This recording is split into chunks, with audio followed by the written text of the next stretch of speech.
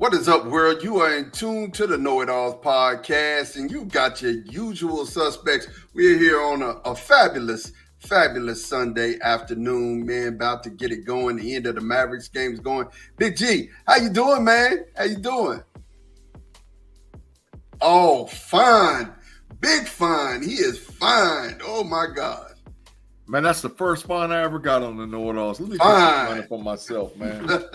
I dined myself out with a big fine, man. You know. Yep.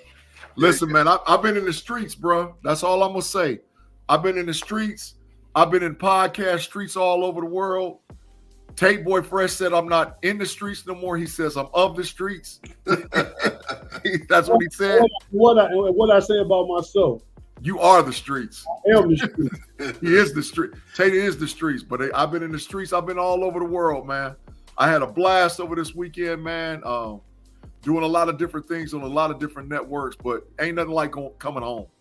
Ain't nothing like it. Ain't nothing like it. Make your head pop off. Tate, man. Tate Boy Fresh, how you doing, man? My Big G, what's good? Also, man, yeah, it's been a long weekend for G. It was longer than others. G said he was getting, what'd you say he was getting yesterday, Big G? Fleeced. Yeah, I was getting fleeced.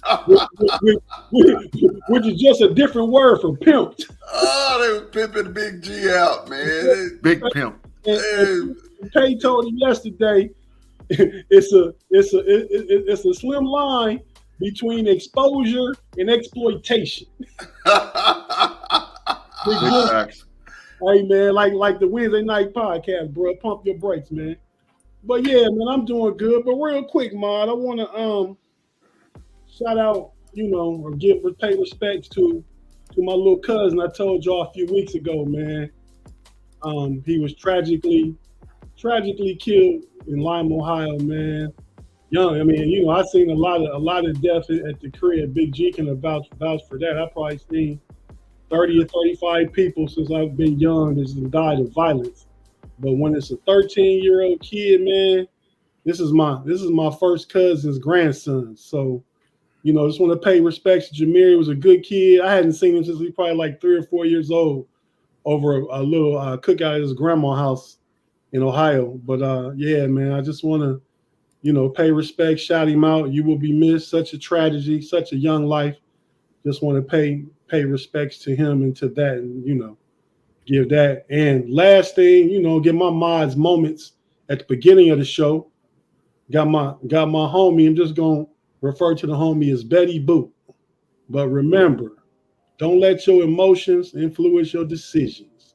And do what you know when your heart is right. So just wanted to shout out to people right there, man. That's all. Hey, man, thank you for that, Tate. And, our prayers and our hearts go out to the family and your family in this time of loss, man. Definitely. And whoever you were shooting out to, pray they heard that, because definitely that's some good advice. Hey, man, look, we want you guys to make sure that you like and subscribe.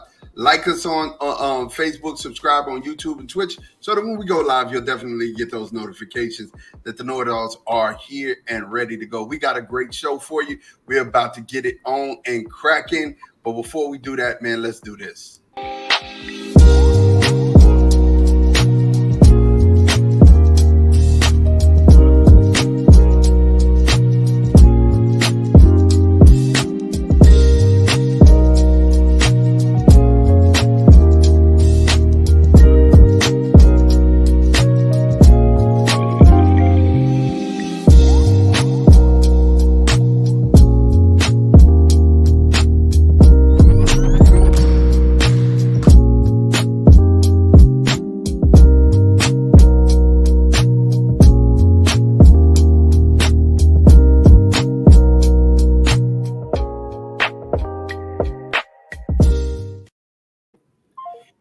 And we are back, man. Like I said, we are here. We're ready to get this thing popping. Look, man, I just want to say that you were in the streets, G. You're definitely for the streets. I'm not gonna lie. I'm not for I ain't for the streets. You was for the street. You was for everybody's consumption this weekend, man. It just wasn't what it was. I can be of, but I'm not for. No, you were for the streets. You were for the streets this weekend. I can't even lie to you. But you came home. It's all right. Yeah. When she come home, you gotta accept it. You gotta accept it. She knows she didn't mean it. She was just out there doing it, man. It was what it was. Hey, but no, seriously. It was a phenomenal draft weekend. Yeah. I mean, hey man, let me ask y'all a quick basketball question. We get into that real quick. Because I'm looking at this game, man. So who y'all taking right now between Jalen Brunson and Kyrie Irving? Kyrie, man. Kyrie is out here playing like a young Kyrie. Timothy Lyons said pimping ain't easy. Big facts, pimping ain't easy, but he ain't pimp me. He ain't pimp. After said that's heartbreaking, and prayers out to the family. Timothy Lyons. Thomas Riley said, "Hello, KnoItAllz crew, best team on YouTube, 5-star show. Thank you. We appreciate that." Timothy Lyons, Mavs up 105, 104. If you see Tate Boy Fresh looking up, that's what he's looking up at, the game. Nick Tri-State, Cowboy fans, you're going to love Cooper Beebe. I already love Cooper Beebe. He was one of my choices. We'll talk about that some more. Jay Steve, what's up, man? How you doing? Nice to have you up in here. We about to get this thing on and popping. Look, like I said, it was a phenomenal draft weekend. We listened to all of the people out here, the talking heads that are going to say, this is what this is what that is. But we have our own opinions. Yeah. And that's why we're the KnoItAllz, right? And just because we have our opinions, I'm not fixing to say that our opinions are right. But, we have some opinions about what we're going to say. And first and foremost, let's check this out, man. NFL draft grades. Here you got the Steelers with an A. I'm just going to ask questions. Agree or disagree. And I just want you to say agree or disagree. You ain't got to give me a reason why. Just say agree or disagree. Totally agree. Steelers, do we agree on the A draft? Absolutely, Tate. I know you say yeah. Where you go? Yeah. That's an A. Yep. All right. And Kansas City Chiefs, agree or disagree? The Big Fleece, yeah.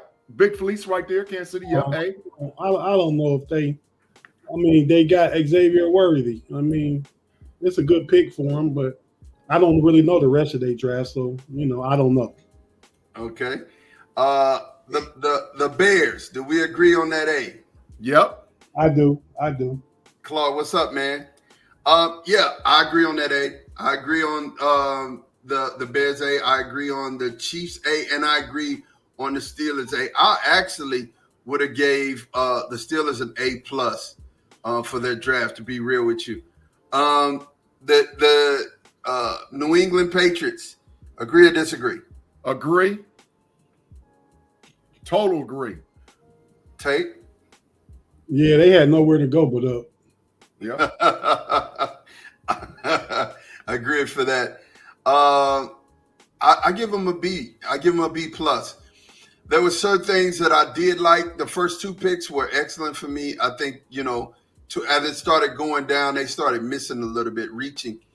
What you talking about? Hold on real quick.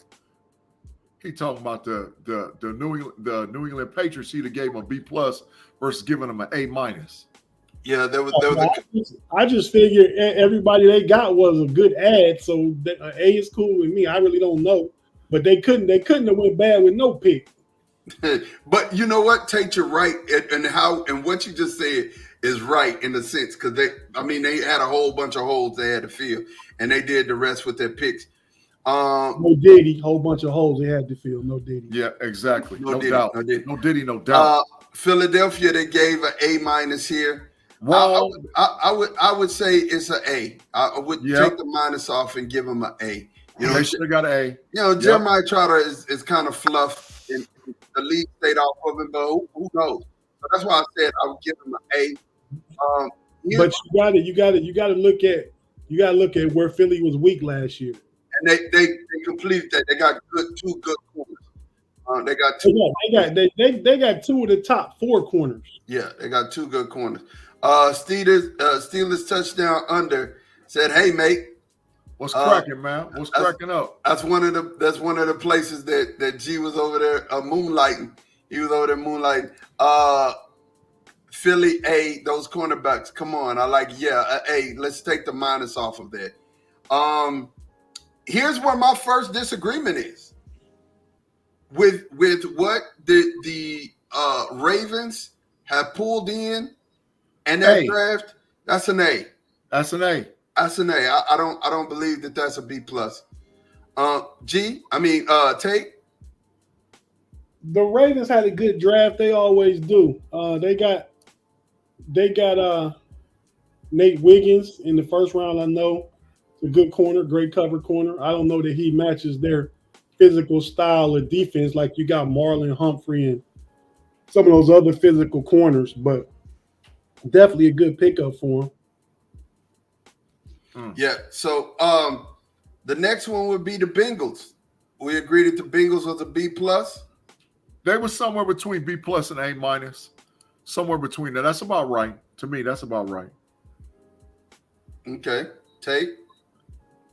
The Bengals, yeah. The Bengals got Amarius Mims. That could be, we was looking at him. I think they just got him to spite the Steelers.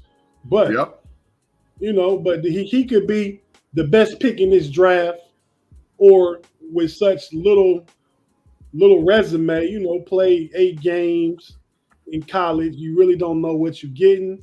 I think the floor is high. The ceiling could be higher, but we don't know. So I might give the Bengals a B and take that plus off. All right. And here's something I got to – and this is why I go back to say that I don't agree. So the New England Patriots got Drake May, right?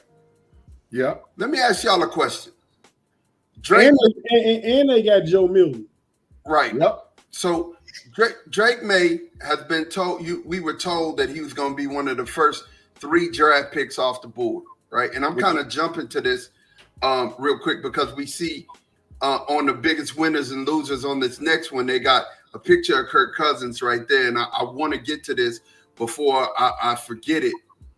We were told Drake May was going to be a good prospect, but just because we were told that he was going to be one of the top 3 doesn't mean that Michael Penix wasn't a good player.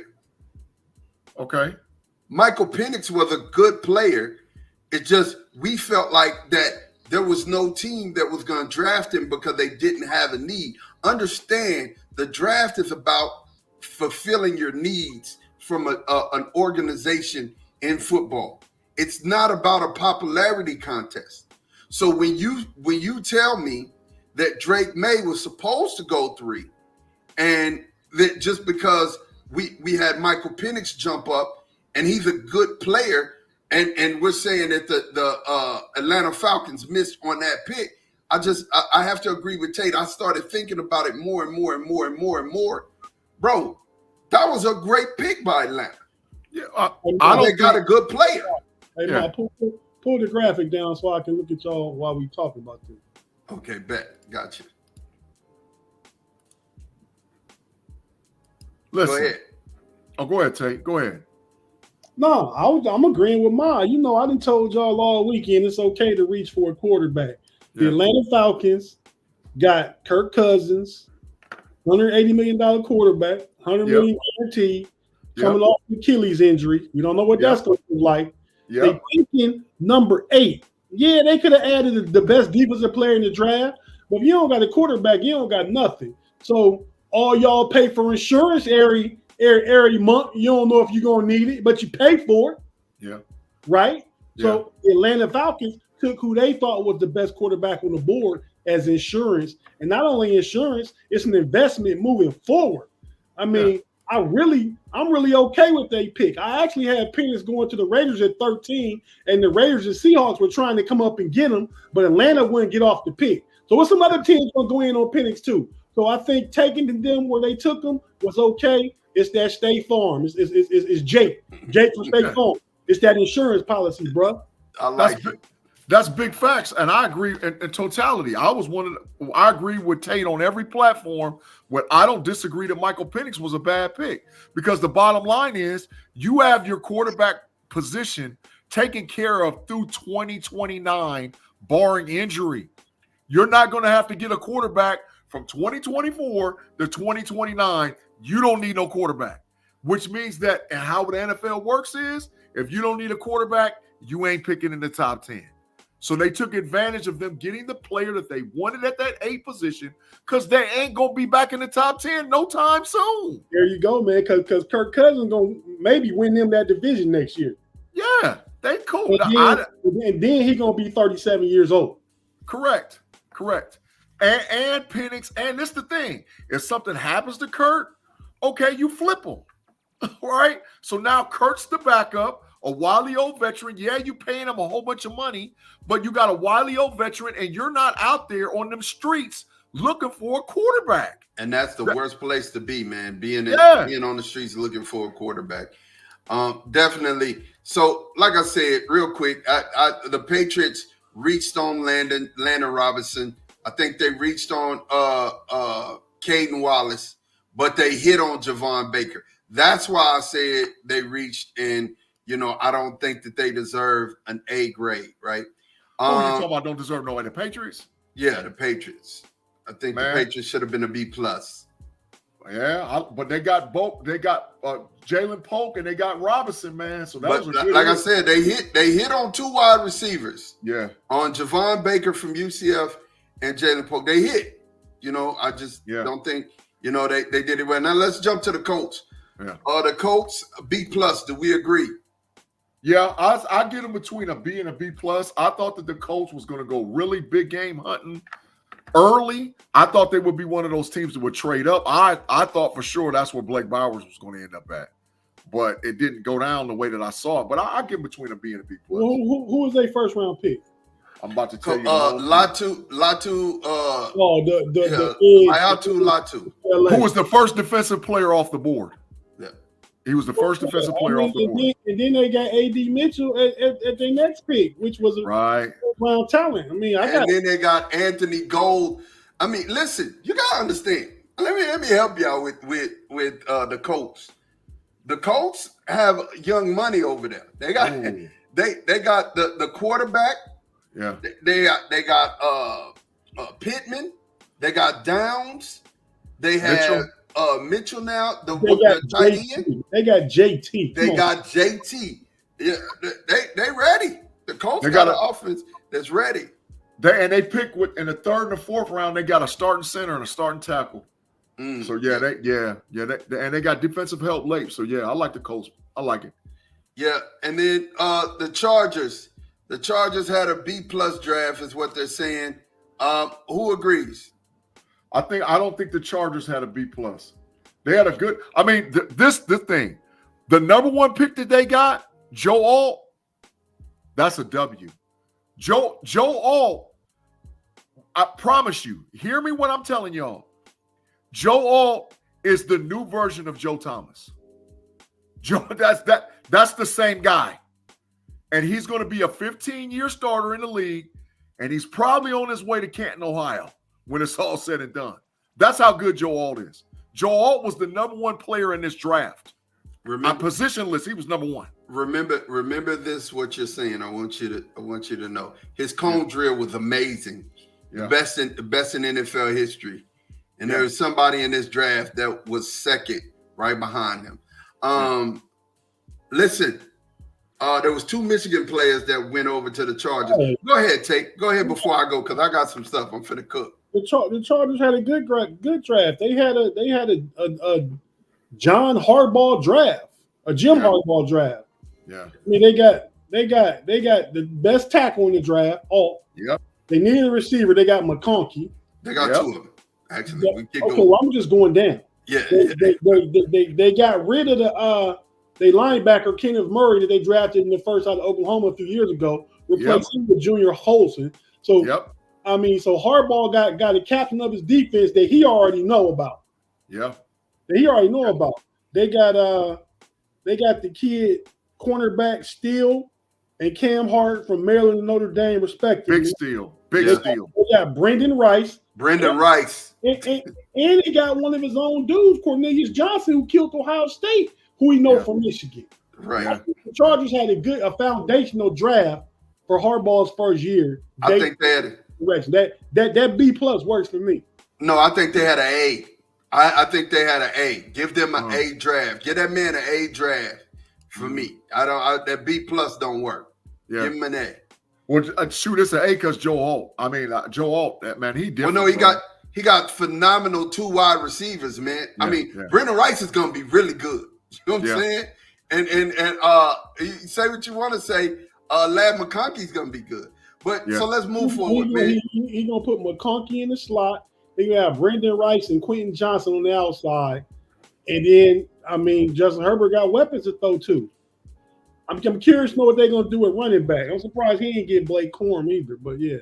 J.K. Dobbins already, so I think he thinks that's a baby Blake Corum. Oh, he got J.K. Dobbins. J.K. Dobbins played running back.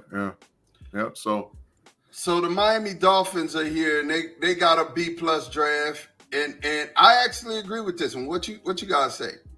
I don't like Miami draft because they did some of the same things that they already got. All they did is just boosted up more and more speed, bro. You know, I mean, they got speed for days. Man, let me talk to you. Don't get me wrong, they got speed for days. Let me talk to you about this. Chop Robinson, speed, at great at edge.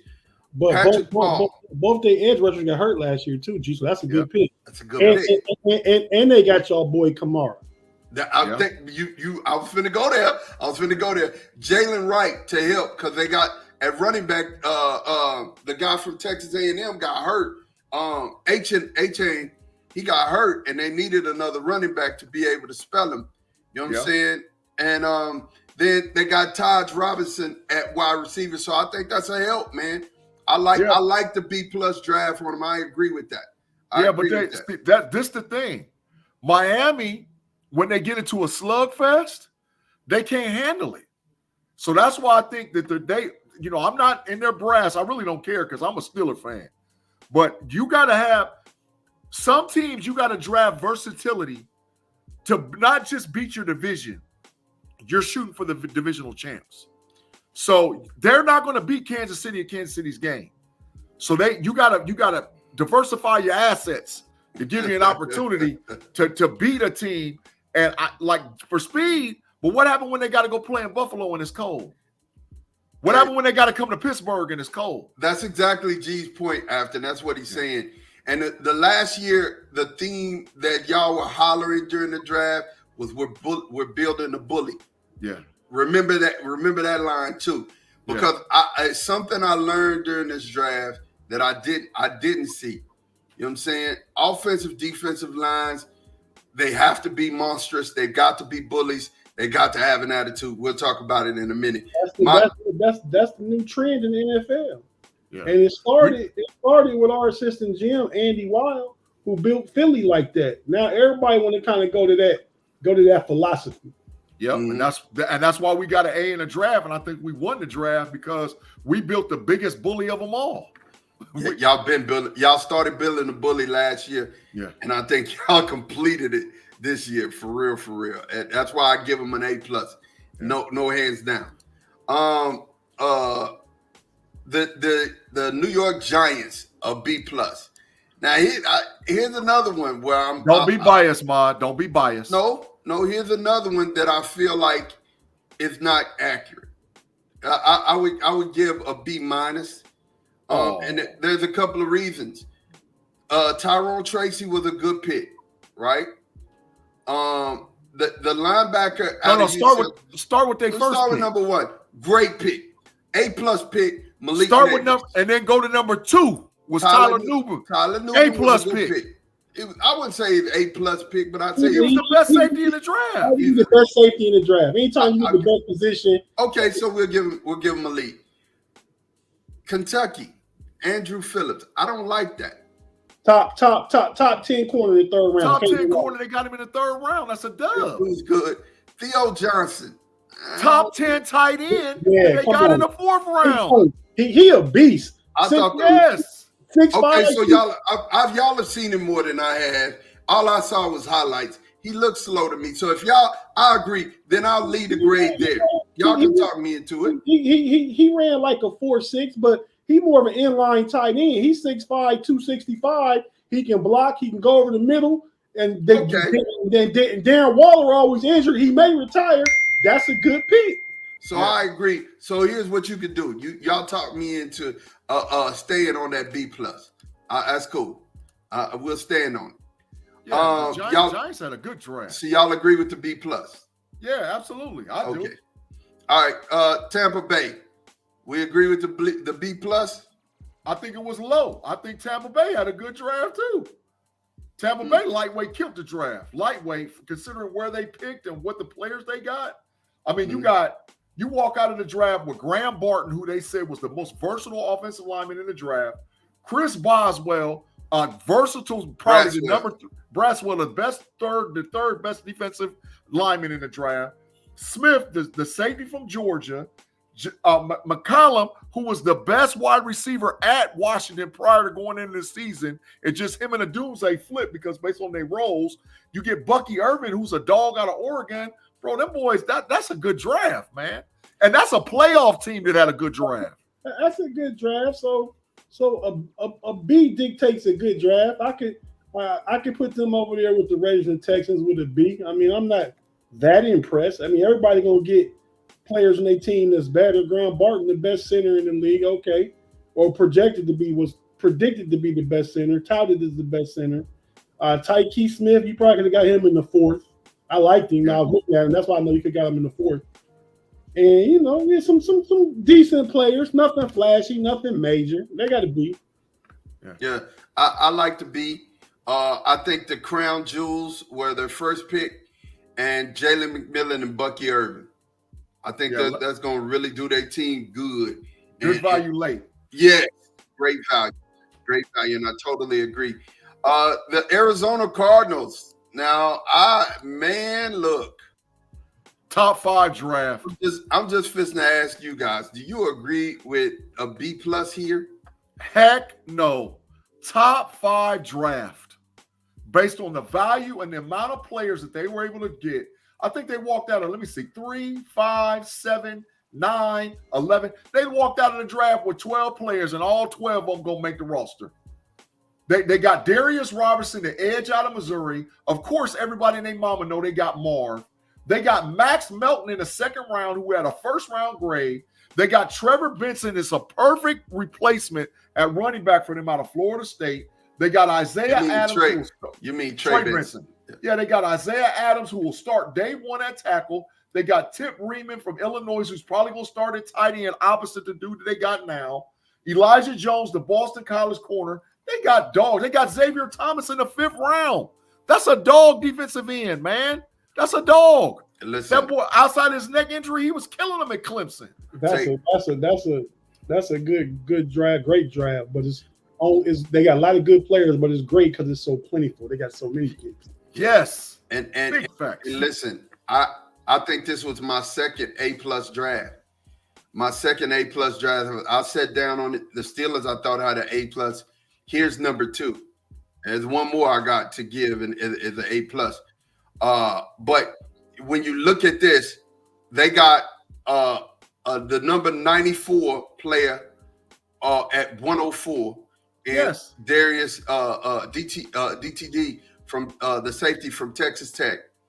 They got Christian Jones at 154. I mean, at 162, but he was ranked number 154. He was a good tackle. I've been watching him for years. Then if you move back up, Tip Riemann, I thought he was good. Now I watched a lot of his highlights, and I like Tip. He's in line. He's slippery. He can get out as a tight end. He can really catch the ball. Trey Benson, I thought, was a steal in 3. At round 3. And then, of course, the 2, Darius Robinson and Marvin Harrison, were excellent elite picks for me, right? So A+, I give them an A+ in this draft for me. So we're moving to the Browns, the Brownies. They in y'all division. I got to hear Tate's comments on this, man. How you feel like the Browns did? You feel like the Browns deserve a B? He got the big mute, dog. I ain't even looking at the picture. I know it's a big font. Yeah, I was talking to myself. Hey, I ain't what y'all hear I was saying to myself. But no, I was arguing last night, or defending, or not arguing, the Browns last night on the homies post-draft recap. I mean, draft recap. And I mean, for what they had, man, they didn't pick till 54 for the first time. They finally got that Deshaun Watson noose off their neck with this draft. Yeah. So they get Michael Hall Jr., excellent defensive lineman out of Ohio State. Ninja Turtle. Then they reach, but they got Zach Zenner in the third, who really would be a first-round pick minus injury. Facts. If you want to talk about value, he might sit out this year, but next year they got starting guard, a good guard. Yep. James Thrash out of Louisville, a good receiver. Yep. They got Nathaniel Watson. I don't know much about him. Linebacker, Mississippi State. That's where it all went wrong. Yeah, But that was in the 6th round, though. How can you say it all went wrong in the 6th round? You don't expect much in the 6th round. Yeah. I think they had a decent draft for what they had. If 6 and 7, if you're depending on 6 and 7 rounders to make your draft an A or a B, you cooked. Yeah, cooked. I say it was a C plus, not a B. Say it was a C plus. Houston Texans. Do we agree or disagree that this was a B draft? Houston had an A. The Houston Texans had an A draft. They listen. Remember how we keep talking about building a bully? Mm-hmm. You got to remember last year they was a bunch of kids. They didn't know no better. So what they did this year, they went and got that. They went and got some strength all the way across the board to help them. They got Kwame Lassiter right off the bat, which is helping them tremendously. They got Blake Fisher, who was just as good almost as Joe Alt at Notre Dame playing tackle. They got the strong playmaking safety out of USC. They got Cade Stover, which is C.J. Stroud's safety blanket. You thought he had a safety blanket in Dalton Schultz last year. What till they get in that 12 this year? They're going to get in 12, and you ain't going to be able to stop them. They got Hall out of Oregon. Jordan, who might be the fastest running back in the draft. Big time. I seen him get one against Notre Dame, 80 to the house. Full speed. So they got some dogs. It ain't like they building a little bully down there too. Building a little bully. And you better get ready, AFC South, because Houston the real deal. I like it. Tate, how you feeling? The big fine. Again, fine twice. He's been twice. I caught it this time. No, the other one, no fine. I didn't catch him. I caught it all the time. Y'all need to respect my mute gang, because it's better for y'all to say that than y'all to hear me all up in the microphone and stuff. So just respect the mute gang. Quit trying to find me all the time. What grade did they get? A B. If I put a plus on. Yeah. I would put a plus on their draft as well.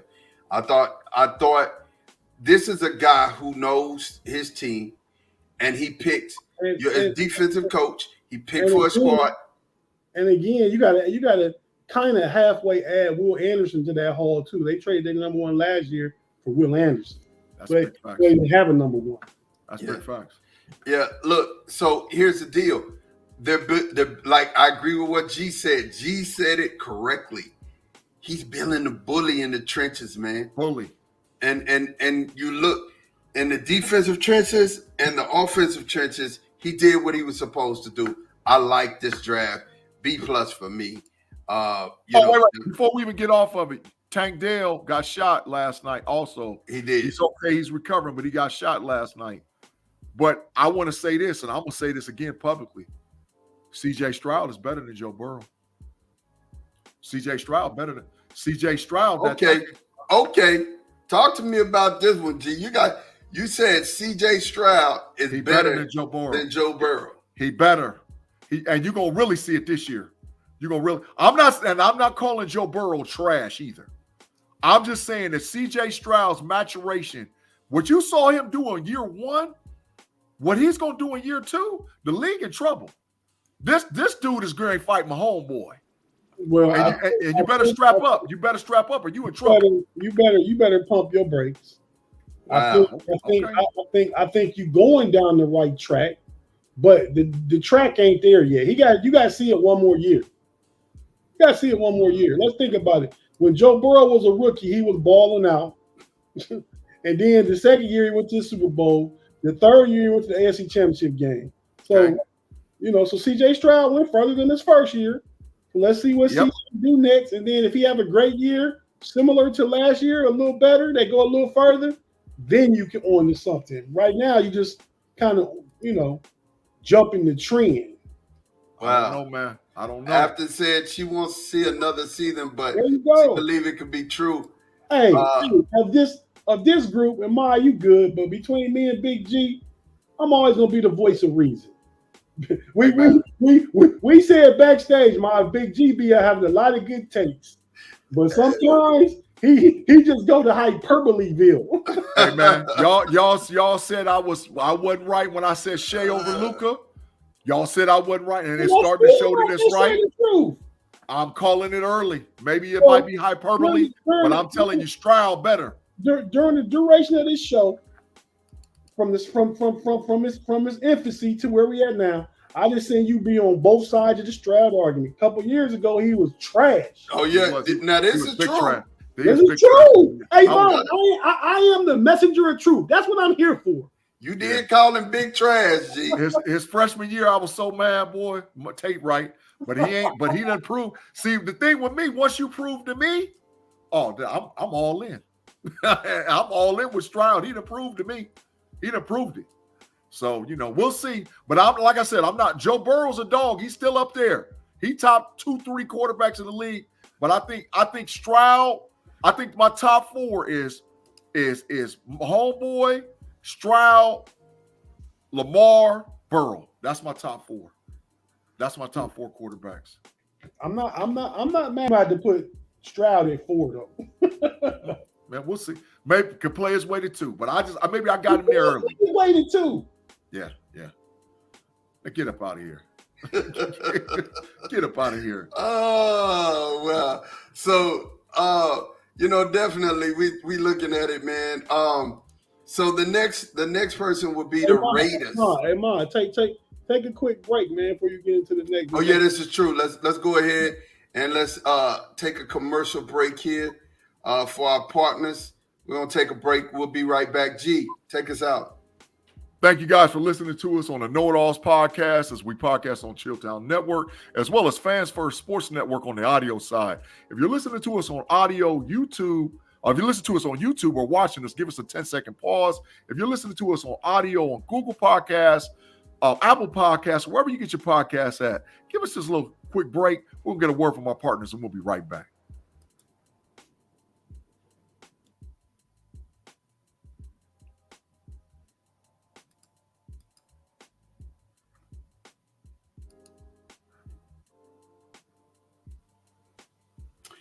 And we are back. We thank you guys for holding with us, man. And we're rocking.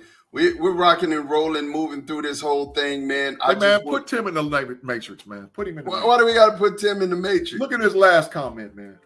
Put him in the matrix, man. Put him in the matrix, man. Get him in there. No, he's not in the matrix for that, because that's a true statement. Tay, would you agree with that? G do be calling people trash when they not trash. It just, No, he talking about because I'm doing it because he ain't Ohio State. I'm saying he ain't Ohio State. What do you mean when he talking about you use the word the Ohio State? That's what he's talking about. Oh, yeah, you are biased, and you do call people trash that ain't trash on a regular. And that's the part of your take to be super flaming, man. I mean, if you gave dudes respect for their game, I don't agree with Luke that Shea is a dog. He is, but to say Luka trash, that's not right. I don't like Luka. Keep going. Thank you. We know this, and we appreciate you for that. We appreciate you for that. Look, so the next one we got is the Raiders. How we feeling about the Raiders draft? Garbage. Garbage. They didn't address no. I mean, they got players, but they number one need, and this is what Tate been on, and I'm with him on with this. You ain't got no quarterback. How you gonna win? You got Gunnar Minshew and some scrub O'Donnell dude that they picked up off the street. they don't stand no chance to get no dub. Now they got a good coach. Now don't get me wrong, and they got a good culture, and they got Big Boy down there from Miami to pair with Crosby. So defensively they're gonna be doing some stuff, but they didn't address their number one priority, dog. Their number one priority. They lost Josh Jacobs, so they ain't got that monster running the ball no more. So you ain't gonna run the ball and play defense like how you played last year. And they got a big trash quarterback, which nullifies your best weapon that you have on offense, Devontae Adams. I mean, come on, bro. What you expect? I ain't saying that they had a bad draft, but hey, man, they did what they could. When you pick 13 and the top 6 quarterbacks go in the first 12, it ain't much you can do. And you ain't got nothing to fight with. You ain't got nothing to get up with. You know what I'm saying? They tried to trade up. Wasn't nobody having it. Right. So they took Brock Bowers, the best tight end, to pair with Michael Mayer, probably the best tight end last year. Yeah. So you're gonna run a lot of 12. You got Devontae Adams on the outside, and the boy they got from the Patriots that played last year. I forgot who I'm talking about, but he was really good for number 2. So I don't know who running the ball. Garner Minshew can get a team close to the playoffs. So that with the Colts, they got close. Mm-hmm. So and Antonio Pierce with a full season, they're gonna be meh, a little better. But they did all they could do in the draft. Big G, wasn't no quarterback there to take. They ain't passed with quarterback. That is big facts. They didn't pass, but But I like that's another conversation too. Because I like their top 3 picks. I really like it. Jackson Powers Johnson and the dude Glaze from Maryland. Glaze nice, and then Bowers. But bro, when it comes down, they're gonna be 8 and 9. Take it from a Steeler fan that's been stuck in that between 10 wins and that 11 and 10 and 9. Dog, you got if you got to get you a quarterback, you got to do whatever you got to do. Give up whatever you got to get up to get you a quarterback. I give them a C+. I think they did the best they could with what they had. I got to go on record. I vehemently disagree with this Washington being a B draft. That's an A. That's an A draft. That is an A draft with everything that I know, right? You can't. Jaden Daniels at quarterback. Jaherson Newton, the defensive tackle from first rounder, Illinois. Fell in the second first rounder. Mike Sanderson, Ben Sinnott, Brandon Cole. Sending a dog from Kansas State. He a dog. Yes. Luke McCaffrey, Jordan McGee, the linebacker from Temple. That was a great draft, and they finished it off with Baptiste, the edge rusher from Notre Dame. That's an A draft via the Ohio State University. Big portal. So my mind is they really, I think Washington masterminded this draft, and they had a good solid A draft, and it was because they had picks. It was because they had picks they were able to do what they did. I'm gonna call another one. I'm gonna do another hyperbole. Jaden Daniels is gonna play better than Caleb Williams. I'm telling you right now. I'm telling you, man. I'm telling you. I'm not saying Caleb Williams is a scrub. I'm not saying he's a scrub. I'm not saying he's gonna play bad. But Jaden, listen, bro. There's a reason why Jaden Daniels was down there throwing the neighbors and Thomas. That's the same comp as Joe Burrow. When Joe Burrow had 2 dogs at LSU, look what he did. Look at what neighbors had at LSU with 2 dogs. And you can say Caleb Williams has 6th and 7th round receivers. So he might have something in the tank you don't know about. It wouldn't be a shocker if Jaden Daniels played a little better or as good. That wouldn't be a shocker. They both set up nicely though with pieces on their side of the ball. Yeah, agreed. I like Jaden Daniels. I like him a lot, man. Agreed. I think that Washington had an A draft. It wasn't an A+, but it was real. I mean, it was close. It was close. Like I said, Caleb Williams had a 6th and 7th round receiver, and Jaden Daniels got 2 first rounders. 2 first rounders. Joe Burrow had 2 first rounders. Exactly. And then it makes a difference, man. When Joe Burrow got to the league, he had 2 first rounders and he smoked them. Now he got Terry McLaurin and Johnny Dotson over there. Okay. Jaden Daniels, I'm telling you. Scary Terry is gonna be causing problems over there, bro. A piece. And he got McCaffrey. Yep. Yeah, he's a piece. And I like the run game with Brian Robinson. I like the run game with it. They got pieces. Man. And I like what they did in the draft. But they got to Cliff Kingsbury. The big trash Kingsbury. He beat big trash. But he's only the OC though. He ain't the coach. He ain't the Wait coach. Wait a minute. Let me say this though. When he's really good, he's really good. But when he's really bad, he's really bad. Who you talking about, Cliff? Cliff Kingsbury. Yeah, you taking up for him because he's a Texas boy. I'm not. He played. They got Austin. I'm just saying. They got Austin Eckler too. You know that, right? You realize they got Austin Eckler too. I didn't realize that. That's gonna be. They got Austin. Like I'm saying, when he's really good, he's really good. But when he's really bad, he is funky. He smells like trash socks. He said trash socks. That's a trip. Detroit was a B. They gave Detroit's draft a B. What Wrong. are you thinking about that? Wrong. That's an A. Hey, go ahead, Tate. Get him. Why is it an A, Tate? This was my pick last night for one of the better drafts. And like I said last night, I said out of all the teams in the NFL, one of them was a quarter away from reaching the Super Bowl.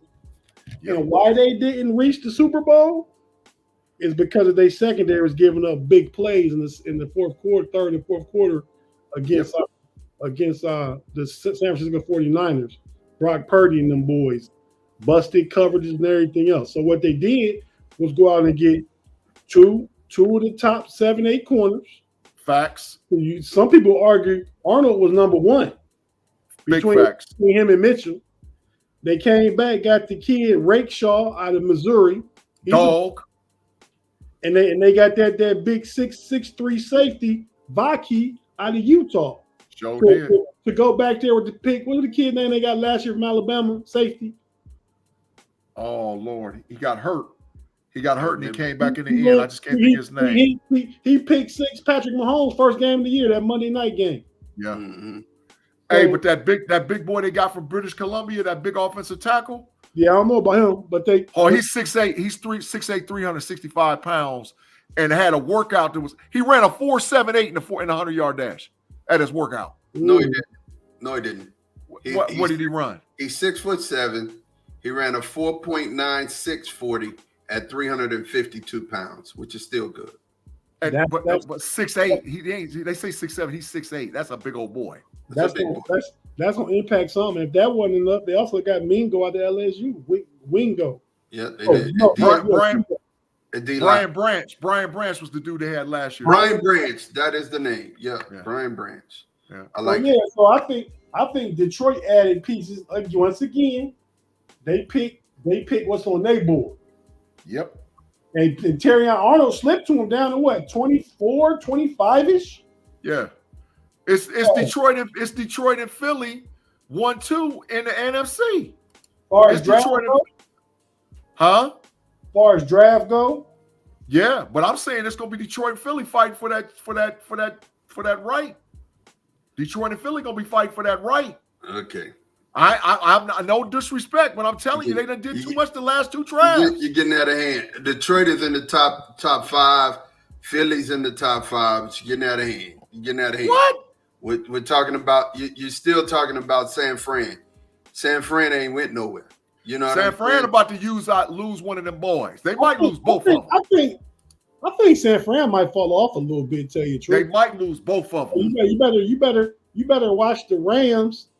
Hey, that division is going to be. That division is going to be better. Here's one thing that as I was going through something, and so like I said, I don't agree with G about much, but as I was going through and looking at stuff, a lot of teams in that division got better.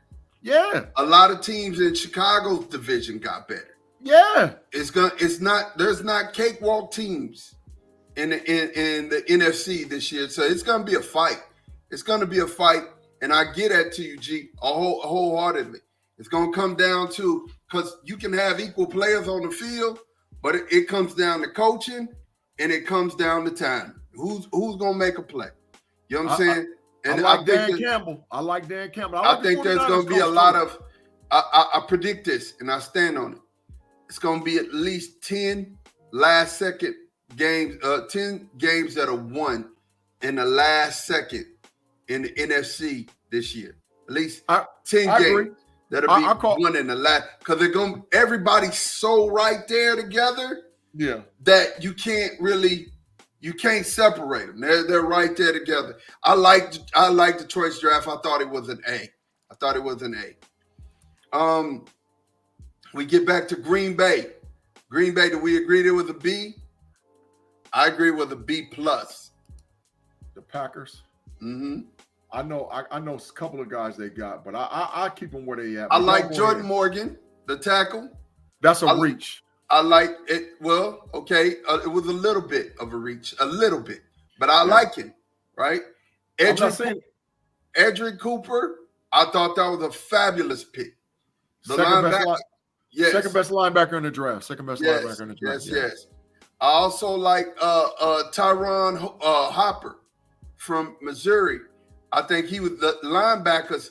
Those two linebackers popped off the page to me. You can't. You can't skip Marshawn Lloyd either, running back from USC. And they got 3 running backs now. Now they got Lloyd, AJ Dillon, and Josh Jacobs. They got 3 running backs. Yeah, they got 3 running backs. That play action. Jordan Love can kill that play action. But here's the thing that sealed the draft for them. I have to put some respect and give them a plus. They got arguably, coming into the season, college football, Kalen King was one of the top preseason cornerbacks in the nation. Out of Penn State? Out of Penn State, he was one of the top. He didn't have a really good year, but the boy's cumulative in his film was really, really good. And for him, go ahead. He didn't have Joey Porter Jr. opposite of him like this last year. Him and JPJ at Penn State was causing problems, but he was out there on himself. But early preseason college, pre-college season, there was a lot of talk him going the first round though. Absolutely. There was. And that's why I said they won on that. Ranked 177, they got him at 255. And you skipped over Michael Pratt, who's going to be the backup to Jordan Love for the next 6-7 years. Man, I wanted the Steelers to get him bad when we couldn't get Milton in the 6th. I wanted him bad, and they got him. So it is what it is. Absolutely. So I put a plus. I put a plus on their name. Oh, I've been waiting for this one. The Jets. Jets. Jets. What y'all boys think? You better put some respect on the Jets' name right now today. You better put some respect on the New York Football Jets name today. The New York Football Jets is the best team in that division if Aaron Rodgers ain't hurt. Ooh. You better put some respect on the Jets. I'm telling you right now. They got doubled up at the running back. They got another playmaker in Malachi Corley. They got the Jordan Travis to back up Rodgers if he get hurt.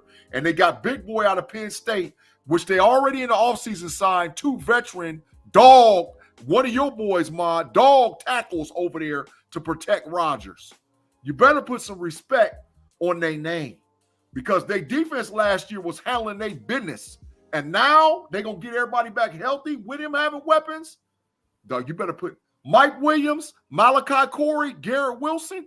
You better put some respect. Breece Hall and Brandon Allen, you better put some respect on the New York Jets name. You better put some respect on them. I like they draft a lot. Per usual, though, Big G getting carried away. And what he failed to even mention was they got one of the top 3 tackles in the draft. Who I said that. Well, you weren't liking him. You said he was trash during mock draft season. No, we I don't could want him with the Steelers. I don't want him with the Steelers. I didn't want him with the Steelers. You're absolutely correct. I didn't want him with Pittsburgh. Because you didn't want him with the Steelers, he was trash. I got it. I hate on people I don't want in Pittsburgh, bro. Wow.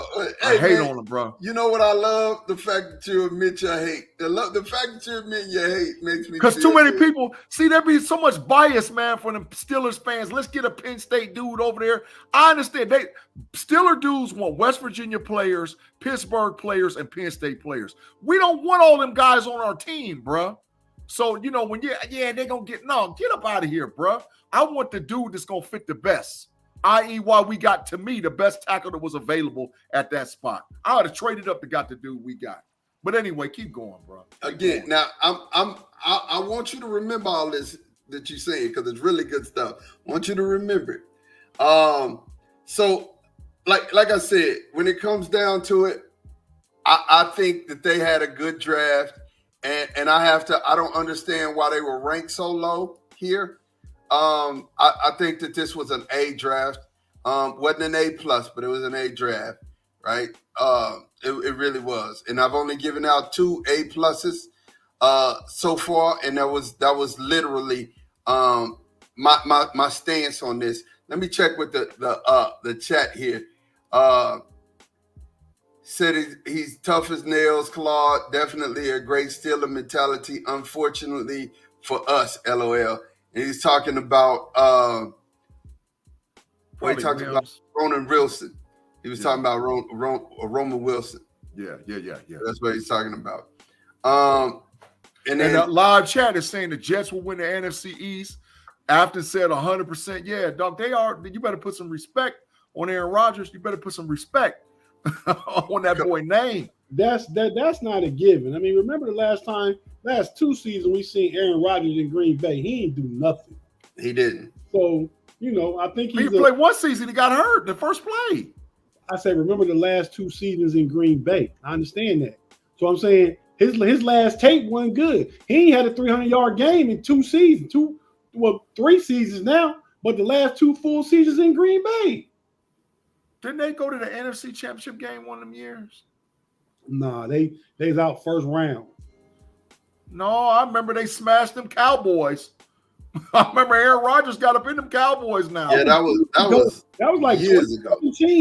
Yeah, that was years ago. Oh, I'm about to do some checking. Go ahead, y'all keep talking. And then when you see me in my right, go ahead and just admit it, like you do, you behave. Look how G looked. Real talk, Big G. I love G, man. All right, the Saints. I want to get into their draft a little bit more, man. And then I'm gonna start moving a little bit faster, a little bit swifter. Fuaga, the tackle from Oregon State, good pick. Day 1 starter, possible Pro Bowler. Day 1 starter. The nastiest tackle on the draft. Nastiest tackle in the draft. You like him. I think he does have a nasty streak, and I like him for that. Kool-Aid McKinstry, I love that pick. Still, they still. I love that pick. That's opposite. He opposite Marshawn now. And here's the other pick I love: Spencer Rattler, who may mess around and push for a starting job. You know what I'm saying?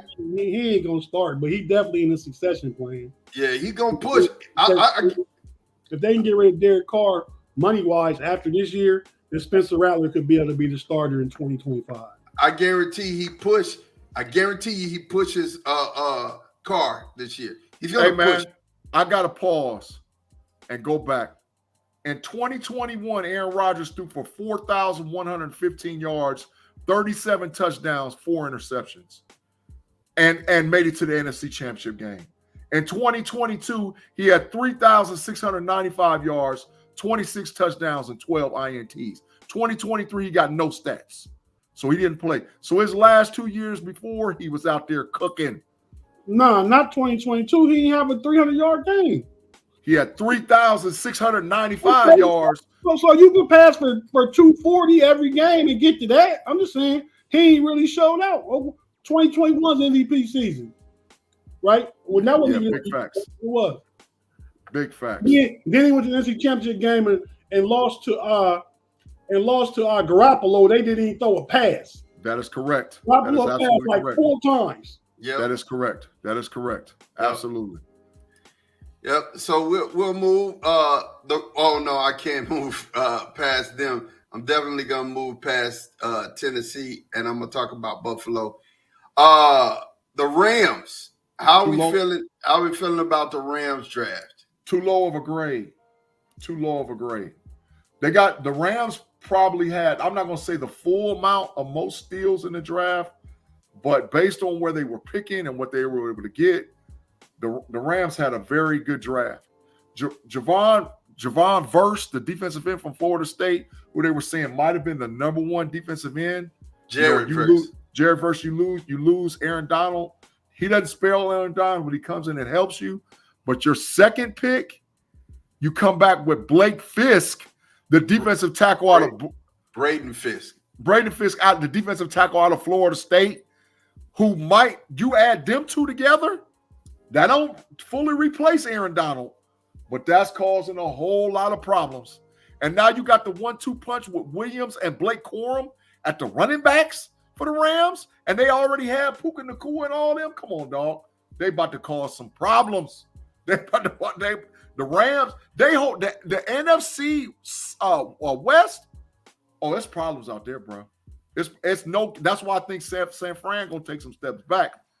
There's some problems out there, big problems. I like it. I like it.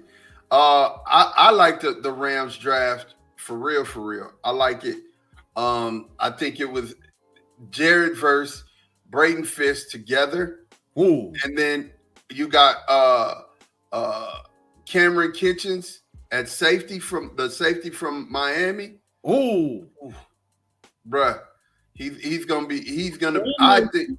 And they got the other Cameron, whatever his name is, from DC at safety too. They got double coverage back there. Yeah. And you got Blake Corum to go with Kyron Williams. With the double up at the running backs. Play action, Max Stafford going to be tearing your behind up. Bo Limmer's a good pick. He probably going to replace Brandon Allen, the center that they had that is a free agent. They probably going to bring him back now. They had to put a plus on it. Listen, Tate, do we put Claude in the matrix for this, man? No, he just answering a question. I mean, listen, that's a good question. That's a really good question. It's a fair question to AFC. Yeah, it's a fair question. It's a good question. It's a great question in my Cowboys, the playoff team. Those are great questions. Claude, we went. What was our record last year? Tate, tell him. What was our record last year? 10-7. 10-7. We had a trash quarterback, and our offensive line wasn't no good. Now we probably got, if not the best offensive line, the second best offensive line in the NFL. And we got 2 dog quarterbacks. And the defense done got some pieces. We might have the best young offensive line in the NFL. It's hard to say a top 2. This is hyperbole again, but again, you on track. You just get ahead of everything. You out there ahead of stuff. But you on the right path though. It's because the G-Stradamus. That's why I see way out there, bro. I be seeing way out there. And way out there. Yourself. Okay, I can't help myself, man. I can't help myself. No, but G right. I mean, 10-7, no quarterback play. The line's much stronger. The defense is gonna be healthy next year. You got new offensive coordinator. I mean, you got every reason to expect 11, 12. 12. 11.5 is my over-under. That's 12. Yeah, 12. It's going to take 12 games on both sides, NFC, AFC, to guarantee yourself a playoff spot. So if you're a betting person, last I looked, Vegas had the Steelers at 8.5 wins. So go on and bet that easy money right now. I'll bet that's easy money. That's easy money right there. That's easy money. I'm going to say this. B-Dirt said, Big G motto, hot takes required, correct names optional. I ain't worried about B-Dirt. Oh, my God. I ain't worried about B-Dirt. Boy said correct names optional. Hey man, it is what it is. G gonna mutilate a name. It is what it is. But he know what he talking about. He gonna mutilate the name though. The Tennessee Titans. They gave the Tennessee Titans a C+. That's where they need to be. I'm gonna give them a who cares. Yeah. You're gonna give me a who cares? They're the fourth best team in their division. They're the fourth best team in their division. Oh. Yeah. They're the fourth best team in their division. Yeah, I think as far as the draft is concerned, they had a B- draft. The 3 players they picked at the top were really good. They reached for Sweat. They reached because there was a run on defensive tackles. There was that run in that second round, and then with DT, and they had to go get him. I don't know if it was a reach, man. He definitely a first or second round talent. Yeah, thank you. A little bit of trouble. Yeah. I mean, but once again, we can't say it's okay when Detroit do it, but not okay when Tennessee do it. Correct. Yeah. Big facts. J.C. Latham was good. Tavondre Sweat is good. Cedric Gray is good. Those were 3 good picks. And to me, that gives them that B- just on those 3, all by itself. All by itself. Based on those 3, I give them that the minus. We got Claude said great answer, both of you. You got Vegas over under 7.5, -160 in some spots. For the Steelers? No, I think he's talking about. Is he talking about Vegas or is he talking about the Steelers? No, he might be talking about the Steelers. Vegas got the over under 7.5. He might be right. Bet your whole house. I thought they might have raised it a little bit. That's why I said 8.5. Yeah, bet your whole house. Tomlin ain't never had a losing record. Bet your whole house. And he got dogs now that's running with him. Bet your whole house. 7.5 seems like easy money. Hey, bet that right now. I'm not gonna recommend anybody you bet your whole house though. No, don't bet your house. Bet the house, man. And so, hey, you guys, they say, how you feel about the Steelers kicking the tires on Cam Sutton? I don't. So I just need the legal stuff to get cleared up first. And I think it is. If we do bring him back, he's going to play a slot corner. But based on us, we signed, just by the way, for all the Steeler fans that's out there listening to us, we did get Beanie Bishop off the street because he didn't get drafted. But guess who else we got off the street this morning? Sean Stevens, like I've been telling y'all, the Steelers was going to get him. They picked him up off the street too. So between Rush, between the kid out of Trice, out of Purdue that was hurt last year, JPJ, bro, we got a lot going on. So if he comes in, we traded for the Jackson kid out of Carolina. We got a lot of corners, man. So if he comes in, he's probably going to play a slot corner, but we'll see how it goes. We'll see if we get him. So I got a question. I got a question, you guys.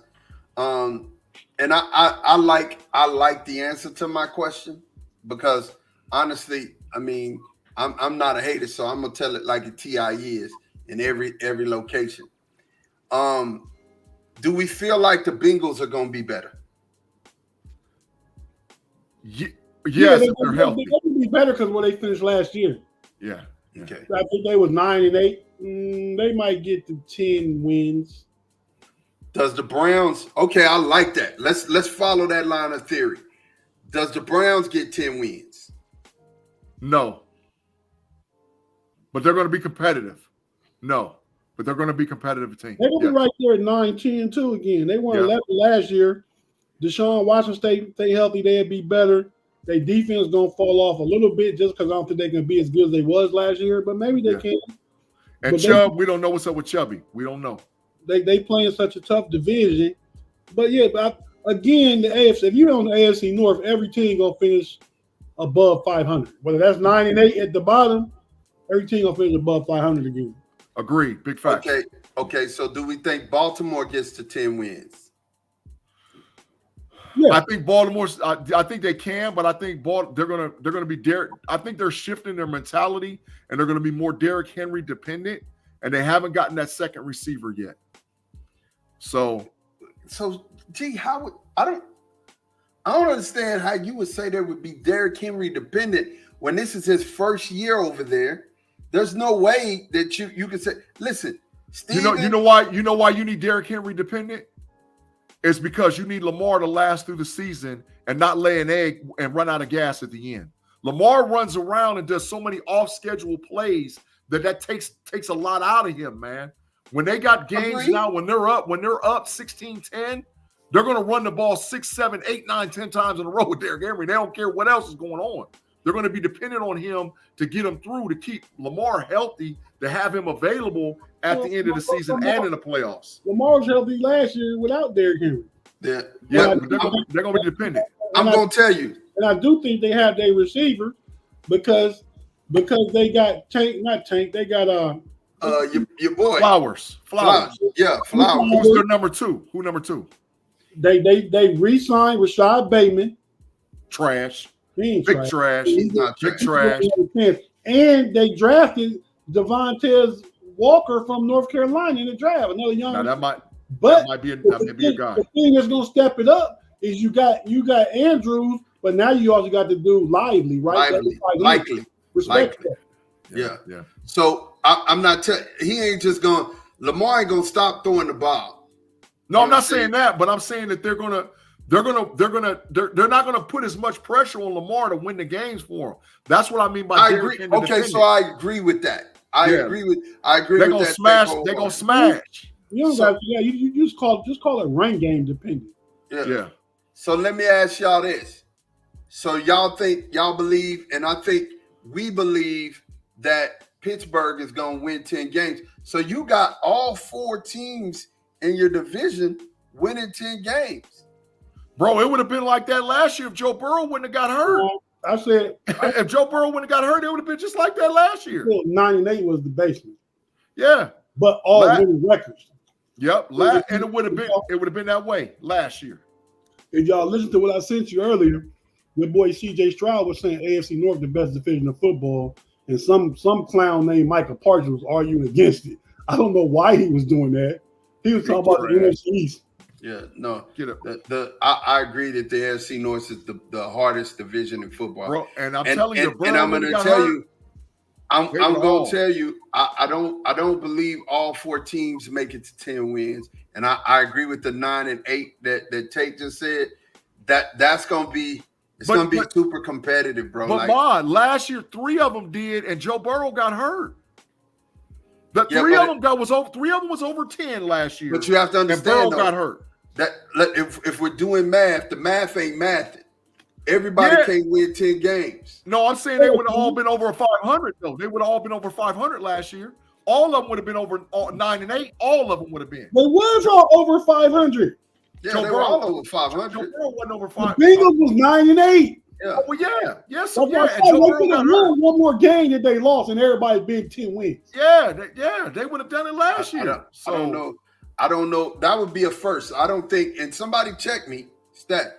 I don't think that we've ever seen a conference all have 10 wins.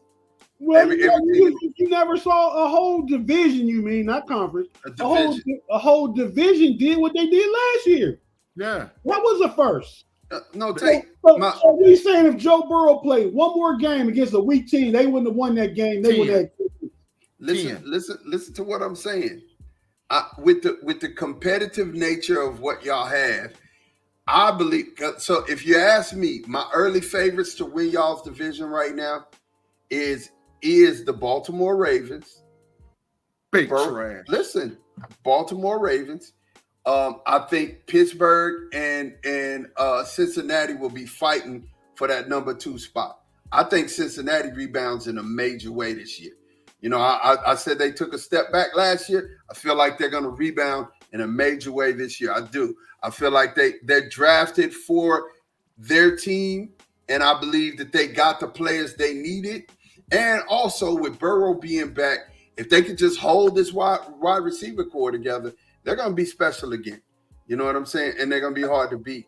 Hey, Lamar Thomas' comment is absolutely correct. It says it's mathematically possible for all 4 teams to win 10 games. Absolutely. They can do it. And I think it would have been that way last year. Well, yeah, Big G out the whole division. They one game away from it, and the one team you talking about didn't do it. Joe Burrow was hurt. Exactly. The best division of football. Now, what would be crazy? What would be crazy if all four of them make the playoffs? That's something you ain't never seen before, which could possibly go down this year, where all four of the AFC North teams make the playoffs. Hey, live chat. Clap it up for Big G. Clap it up for Big G. he was rational, concise, and on point with that one. Yeah, that would be a first. Mr. Woodside said probably probability is against it, but it could happen. He's absolutely right, and I agree. Like I said, I mean, I'm not a Steelers fan per se, but I believe in what they have over there, and I believe that it's solid, and I believe in what Baltimore has, and I believe in what Cincinnati has. And those are my three teams that I think that are excel. But Cleveland won 11 games last year with 5 different quarterbacks. Chubb hurt. Chubb hurt. So they easy right there too. And you know what, Big G? Yeah. We're going to eat off the NFC East because that's what we play this year. Sweet. We're going to eat. That's 3-1. That's 3-1 for every team in the division as minimum. Sweet. We sweeping. 4-0. Give a 4-0. Okay. I love how I am. With I love who I am. I'll bless it. The Buffalo. I think we all agree that they had a C+ draft. We don't even have to. The big fleece. We don't even have to look into that. But they got a good receiver with Keon Coleman though. I'll give them that. But they only got one good receiver. They needed like 5, Tate. They need like 5. They need like 5 receivers, man. But they got 12 though. And they got 12 personnel. They got 12. That's what they're gonna do this year. They're gonna try to 12. I think that's what they are trying to do because they have 2 great tight ends. You know what I mean? But I mean, gotta have some receivers. Cowboys C+ draft. I'm gonna let you guys go and then I'm gonna go. Matter of fact, I'm gonna go first because this is my squad, and I'm gonna definitely deal with this whole thing. Here's what I needed to say. Joe Alt was probably the best prospect that we've seen at tackle in a long time. His cone numbers and his shuttle numbers were off the chain. You want to know who's number 2 in combine history? Big bias. Let me finish. Let me finish, bro. Let me finish. You know who was number 2 to his cone numbers? Guyton, right? Guyton's feet are phenomenal. I'm gonna tell you something. His feet are phenomenal.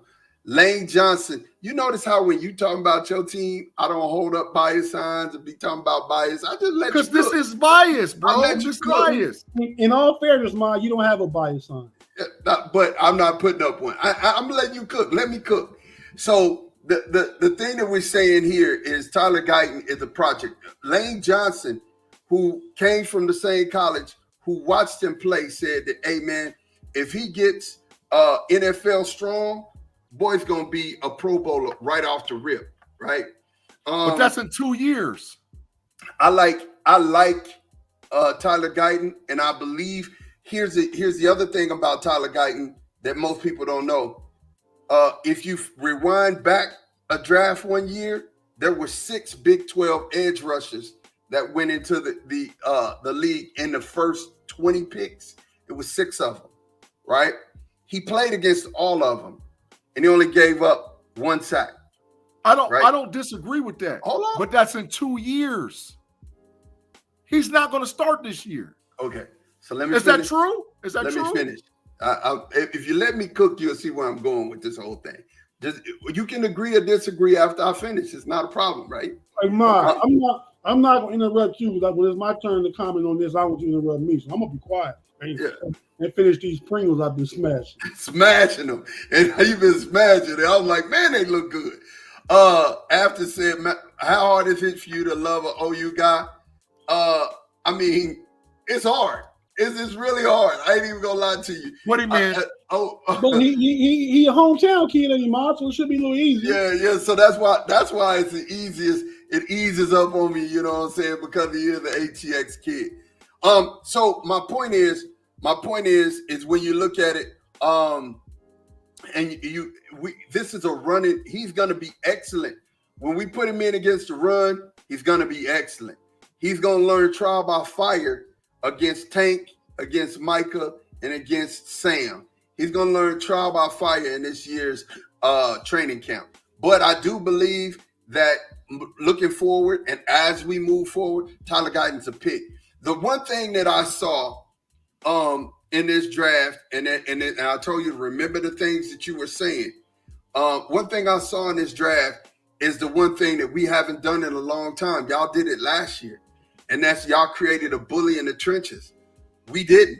Every playoff game we've lost in the last 2 years is because we got out physical. Period, point blank. That's big facts. I agree with that. So what they did in this draft was they went out and said, you know what? We're going to fix our offensive line. We're going to fix our defensive line. And anytime we picked and this is fact, you could go check it out. Anytime we picked an offensive lineman in the first round, they've been an all-pro. Travis Frederick, Tyler Smith, Tyron Smith, and Zach, forget Zach's last name, but Zach. That's big facts. Zach That's Martin. true. It's true. So Marshawn Keelan in the draft, Nealon in the draft, he was double teamed on his team a lot. He was the only guy on his team. He's going to be moved in the defensive tackle. I think Zim's moving him there. And I'm going to be honest with you, this is a good pick. He's great against the run. Is he a starter? He will be at the end of he's not now, but he will be at the end. So there's two that ain't no starters. He will be at the end of the year. Cooper Beebe automatically starts at center. He's a Pro Bowl guard and center. He will be that guy. He's nice. You know what I'm saying? Hey, and Sean knows this. You know what I'm saying? If you watch any all 22, you might as well just put syrup in his locker. He's a pancake waiting to happen. Oh, I wanted. So I will say this: I wanted Cooper Beebe. I mean, like if we would have missed on Zach Frazier and wouldn't have been able to get him, Cooper Beebe is the dude I wanted. So I do think that's your best draft pick. That's your starter right there. That's your starter. I think at the end of the year, Tyler will be starting at left tackle, so that you can keep Tyler Smith at guard. He's already Tyler Guyton is already better than Chuma Edoga. You know what I'm saying? And Chuma Edoga is the only other option he had to tackle. Mm-hmm. So there we go. And then Marist, here's the thing: offensive linemen, defensive linemen usually take 2 years. Like you said, Sean. And guess who is in year 2? Mazi Smith. Mazi is going to run nose guard because we're going to run a 4-3. We're going to run a 4-3 and 3-4. You're going to see a lot of that in Zimmer. So Mazi is back. And he's running. And they said Mazi has already put on 10 pounds of lean muscle. So, Mazi coming in playing our nose guard.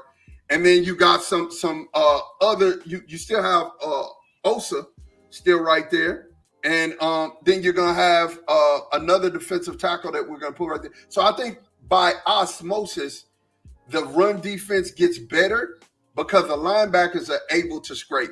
You picked up Kendricks.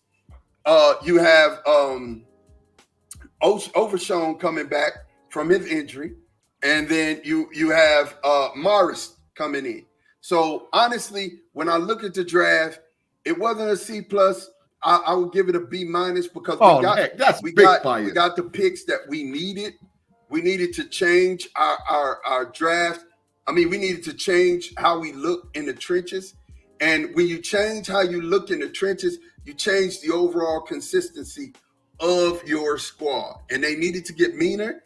They needed to get nastier. And I think we did that through the draft. And then by Mavi getting better during the summer, I think it helps us there in the trenches. Mr. Woodside, I agree with you. I'd say the basement is 10, the ceiling is 11. Put that comment up in front of there, though. Put that comment up in front of there. That's big facts right there. That's big old facts. So let me address that real quick, and then I'm going to give y'all the floor. I don't deny it. I've said this before. It hurts my feelings to think that Jerry's thinking with his pocketbook before he's thinking with hit the time to win, and not like this. Shador is a great quarterback. Travis Hunter or Shador is gonna go 1 or 2 in this draft. I just believe that in next year's draft, that's 1 and 2, and for us to get up there, we'd either have to do real good and then mortgage the farm, or we'd have to do real bad, and that's something that I'm hoping that he ain't willing to do. He ain't willing to play with the future of this organization like that. But the floor is yours, Tate. The floor is yours. Okay, so I hear what you're saying. You left the cornerback from Wake Forest. Oh, he's a big one. He's a big one. Yeah, I got to shout him out because he's from right here in my neighborhood. Literally, he went to the high school that my district is in.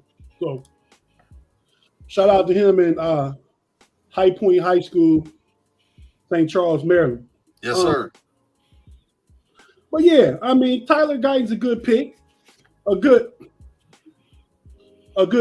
project. I mean, he was the 7th best tackle in the draft. Facts. Where he went, he was the 7th. No, he was the 8th one taken because that kid y'all was talking about earlier went before him. Morgan out of Arizona. Yeah, Morgan. Correct. Mm-hmm. So he probably was graded higher than Morgan. Whoever picked Morgan just wanted Morgan. So the 7th best tackle. Dallas is doing what you said they trying to do. They is building the trenches. I like Cooper Beebe a lot. I think they got a steal with well, they might not have steal. They might draft a little early, the linebacker from Notre Dame. It's like Dallas got linebackers every year. But you know, he's a good player. So and Caitlin Carson, yeah, so that's they draft. So far as what they doing, I think just checking the box on some of the stuff Ma said in the live chat. I think Shador Sanders is gonna be overrated. He's not a great college season. He's not gonna be a great pro. He's not. You see the way he drops back and runs around and runs that ain't working in the NFL. If you think and Justin Fields athleticism and numbers is better than Shador Sanders. And look how we think about Justin Fields. So that's where Shador Sanders is going to be. Dallas, the floor is 9 wins. The ceiling is 11. They finished second to Philly in the division with the Commanders right on their tail. So they had an okay draft. What grade did they get again? Pull it up. C+. C+. Plus. I might take the plus off, but because they didn't get a running back. They got flying Zeke back, and so Dallas is trying to get back to that physicality. Like Big G, I know I did. You might have told Ma last year that Pollard they was relying on wasn't going to be the answer. And he out of there. But Ma was sold he could be the man every down back. No, we can't.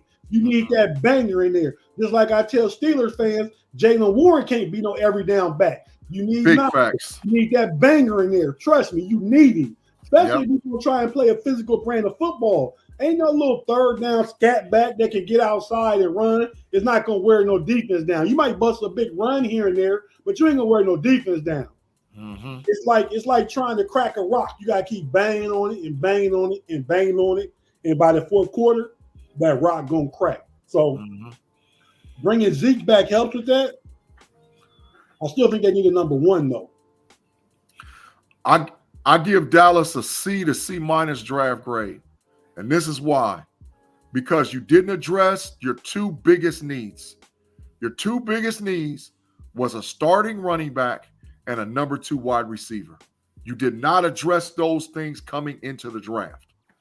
So now what that means is, and this is my preference, Cowboy Nation has been saying we're all in. There's no way you can actually say we're all in with the draft you just did. What they drafted for was next year. They drafted for the team that they're going to be next year because they're going to do a compiled draft from what they got this year to next year. So that means all the pressure in the world is on Dak Prescott and Mike McCarthy. Mod has been screaming on this podcast platform forever. Dak's got to have weapons. Dak ain't got no weapons. So now you're Dak dependent and you expect him to bail you out, and you didn't help him in this draft. So we're going to see, Cowboy Nation. Tate said 9. I say their basement is 8, and they max is 10. And they could finish 3rd in the NFC East because they didn't help Dak, who's your $60 million quarterback, who finished 2nd in the MVP, and you didn't give him nothing. And you didn't do nothing to help him. And you got Dan Quinn as the Commanders coach who knows some stuff about Dallas. So that's correct. A tougher matchup than it was last year too. That is correct. Yeah, I think I agree with that statement. It's definitely going to be a tougher matchup.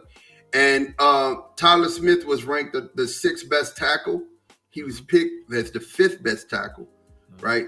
And Tyler Smith is an All-Pro. So my point is when you're someone who can kind of you're a OT whisperer, and when you find linemen in the 1st round, you these guys never miss. You know what I'm saying? Yeah, I agree. Then Dallas has the best coaching for offensive line. Who's Dallas line coach? That's what I'm asking. You know what?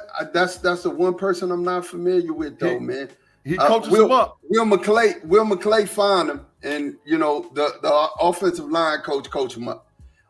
He makes it happen. We have to check that out. The other thing that I will say is, when you said compiled drafts, you're right. Yeah. They're focusing on Jalen Brooks. They're focusing on Jalen. What is Jalen's name? The receiver out of South Alabama. They're focusing on the other Jalen Tolbert. Yeah. They're focusing on those two to step up. And I don't know that, that's the smartest idea, but maybe it works, right? But that's why I said in my mind, it's you always got to factor in injuries. You always got to factor in the other things. And I'm going to put this to bed. I feel like Tate's assessment, I think the bottom floor is 10. I think that the ceiling is 11. And I mean, hey, because everybody's better. Everybody's a step better. And I agree with what Afton just said. We got to figure out, this is the year that we got to figure out how to win big games. You got to do it. And if you don't, you can't do that with that. Ain't got no help. It is what it is. So but you mean, I always say every time we talk about it, man, you paying Dak money not to have no help. You paying Dak money to make people better. He got CeeDee Lamb. He got one All-Pro receiver. You tell me. I mean, you tell me when some of these quarterbacks that's going far, they usually have one weapon. Yeah. Can I ask this question? You just paid Kirk Cousins $100 million. So let me ask this question. Just a quick question. Mm-hmm. Is Dallas better than San Francisco?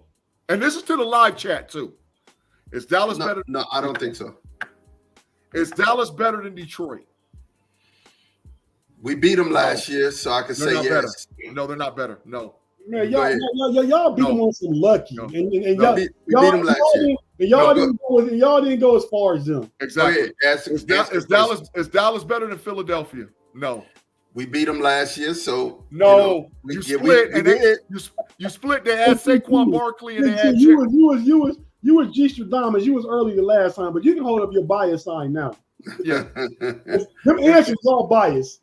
Is Dallas better than the Rams? No. Yes, we are. We beat them last year too. No, you're not. I mean, if you beat a team, you're not better than them. That was last year. We're talking about this year. Okay. You're not better than them. Okay. They went further than y'all too. My question. Is Dallas better than Tampa Bay? No. Yes. No, they're not. My question back to you is when you sit and when you start. Oh, look at the live chat. I'm looking at the live chat. I'm there. When I'm saying to you that Dallas did what they needed to do in the draft, they're not finished. They're not finished making moves. They completely took care of the trenches. Do I say that they're a Super Bowl team right now? I can't see that. They're the 6th or 7th best team. Do I say that we're still the 5th best team? No. Or one of the 5 best teams in the NFC? Absolutely. No. And I'm not the only one that says that. So if you say top 5. I respect that. Who the 4 better than them? Because you just said no to a lot that I think that they not better than. Okay, so here's the ones I won't argue. San Francisco, I won't argue. Right? I'll give you Detroit. I'll even give you Philly, even though we beat them. Right? Y'all split. Yeah, but still we beat them. Like these are y'all. You're going into a season thinking that you're finna run. Would you say Philly got better this offseason? No, but hold on. You're going into a season saying that you finna run Baltimore. Are you gonna beat Baltimore? And y'all beat them last year. But I'm gonna tell you the truth. We beat them twice. We didn't split. We beat them twice. That's not a given. Y'all are not better than Baltimore. Division game's not a given. Right. But I'm not. That's y'all only are not direction. better We than talking Baltimore. about the Dallas Cowboys. We ain't The talking about the question I asked, would you say Philly got better? Yeah, they improved. Y'all didn't add the pieces to make the jump Philly made last year to this year. Y'all didn't make that this offseason. I still feel. Look, like I told you, I'm not arguing. I will give you Philly. I'll give you Detroit, and I'll give you San Fran. But Dallas is still at the 4 or 5. You got to give me Green Bay. You got to, because they beat y'all. Us. They beat They us. beat us. They beat the brakes off you. They beat us, so that's 5. There we go. And anybody else, anyway you cut Tampa today, Bay and the Rams are better. Anyway you cut today. I ain't gonna say they better, but that's the fact that I'm not biased. The fact that I'm not biased when I talk about the Steelers. The fact that I'm not biased when I talk about the Steelers. It's crazy to me that when I talk about the Cowboys, you turn livid, and it's like you don't give honest. Because I can trust biased. I can trust takes. I can trust takes. But bro, your takes are horrible when it comes to the Cowboys. Just like they are when it comes to the Cowboys. When it comes to Luka, when you come to Luka, your takes are biased. You're biased when it comes to the Cowboys. I'm a football guy. I'm not even being biased about the Steelers. I'm saying the Steelers has got a dog fight because the AFC is some dogs up there. It is. But what Dallas is not the 5th best team in the NFC. That's big bias. Big bias. All right, so let's jump to it. We have the Vikings C+. We all agree on the C+. Better draft than what most people think. What made it good? I think McCarthy is better than what most people think. JJ the truth, bro. You gonna see. And now he got weapons. So you gonna see. He got Justin Jefferson. He got Addison. He got Hawkinson. Yeah, you gonna see. JJ better than what a lot of people think. So it's not JJ that I'm looking at. I think Dallas Turner, Kyrie Jackson. Dog. I think those were really good picks. Yeah. I think those were little good picks. She said B+, B- maybe. Yeah, that's for Minnesota, absolutely. Tate. Yeah, I'll bump Minnesota up just a bit, just because they got one of the top 2 or 3 defenders. They got the quarterback that they probably knew they were gonna get, but they wanted him and they waited to get him. They traded up one spot. So I'm okay with that. And I even like the tackle Walter Roos out of Oklahoma and play opposite Tyler Guyton. He decent. Yeah. They said that they also have Aaron Jones in the backfield for the Vikings. Yeah. All right. The Vikings might give y'all some business too. So we have might give y'all some business. All right. So let's see here. Seattle. No way they gave up too much for JJ and can't throw to Jefferson. That's some bias going on. How they give up too much for JJ? Yeah, that's they moved from 11 to 10, one spot, and still got Dallas Turner. Still got Dallas Turner. Yeah, JJ better than what a lot of people realize, man. JJ nice. We thought going into the draft they was going to give up 11 and 23 to move up to get their quarterback. They didn't. Yeah. So they didn't overpay for nothing. So I don't know who was that comment. Young, who was it? Young who? Young Flashy TV. Young Flashy TV. He said they gave up 3 picks to go up in one spot. But they didn't give up. They didn't give up no major picks. They didn't give up 23. We thought going into the draft, 11 and 23, Minnesota was ready to give up to get their quarterback, but they did. Yeah, Minnesota. They stayed 11, moved up to 10 to get him, and they got him, and they still kept 23, and they got the second best defensive player in the draft. JJ has a super high ceiling as a quarterback. He has a super high ceiling. Just because Harbaugh made him hand the ball off 95 times a game doesn't mean that kid can't play.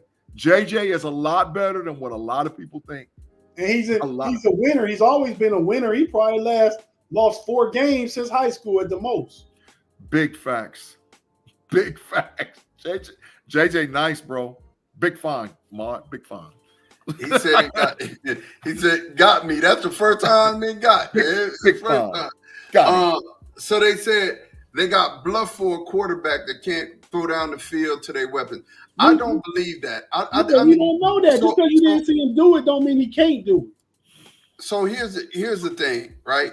This is the thing that I think we get so caught up in listening to other people's reports that we don't actually watch these plays. And when I ain't seen somebody, I'll say I ain't seen them, right? That's just my thing. And JJ, after watching film on JJ, he could throw the ball down the field. But why should you if you got running backs who's running all over the field on folk? Right? Them boys ran 14 personnel. Yeah, I mean, for real, they had 4 tackles on the field sometimes. You got running backs who are throwing all over. So he doesn't have like the best arm in the draft, but he got an arm enough to get it to JJ. He really does. He really does. Oh, they nice. So the Seahawks, we got them at C+. I agree with that grade. There's nothing that they could. I mean, they got 2 good draft picks for me, and that was it. I agree. Tate, you agree at C+? I give them a C. Maybe not even C+, a C. I mean, they got Byron Murphy. Yeah. Yeah. And Christian Haynes. That's it. Yeah, the UConn guard. That's about it. AJ Barner. DJ James. They all right. They all right. That grade stays. It stays. That's a state grade. That's a state grade. The Jacksonville Jaguars got a C. How we feeling about that? Once again, here's another AFC team that got better, man. You got Brian. Listen, they got rid of Calvin Ridley, and you add Brian Thomas Jr. So that's his replacement. All right. You get Mozzie Smith in the second round. You get Mason Smith, the defensive tackle out of LSU. You get Jaron Jones out of Florida State. They got Jerry Jones. He a dog. Yeah. I watched his tape. He's a monster. Yeah. I watched a lot of Florida State tape, a lot, because I wanted Fisk. And I was like, man, these dudes right here can play. Yeah. So, teams in the AFC, a lot of teams got better. They got better, man. Jacksonville is not I'll give them about B- to me. Yeah. Tate. Yeah, they first 4 players they took is going to be factors. You got and then D line is going to be loaded. Yeah. You got Brian Thomas, the receiver. He's easily upgrade over Ridley. You got Mason Smith, whose talent is better than where he was picked at if he comes to play and work. 5-star. Down there playing with Josh Allen over there and other defensive players they got. You got the kid, like G said, Jerry Jones. He's starting nickel out the gate, off the rip. So yeah, I like they picks. I think a C+. I give it a plus. Yeah, put a plus on it. Put a plus on it. I like it. So we get to the last ones here, wrapping it up. The Panthers. What do we think about the Carolina Panthers? They had a C+ grade. And I think it should be a little bit higher. I do too, man. I don't disagree because they have a lot of potential. Those 2 Texas kids that they got, man, are really good. Their top 4 picks: Xavier Legette, Jonathan Brooks, Trevin Wallace, and Jatavion Sanders. Yeah, those were picks. That's a lot of potential. That is a lot of potential. And what that does is we're going to find out real quick, fast, in a hurry how good Bryce Young actually is. Oh, you're going to find out. You're going to find out. Because he's got weapons now. They're young, but he's got weapons.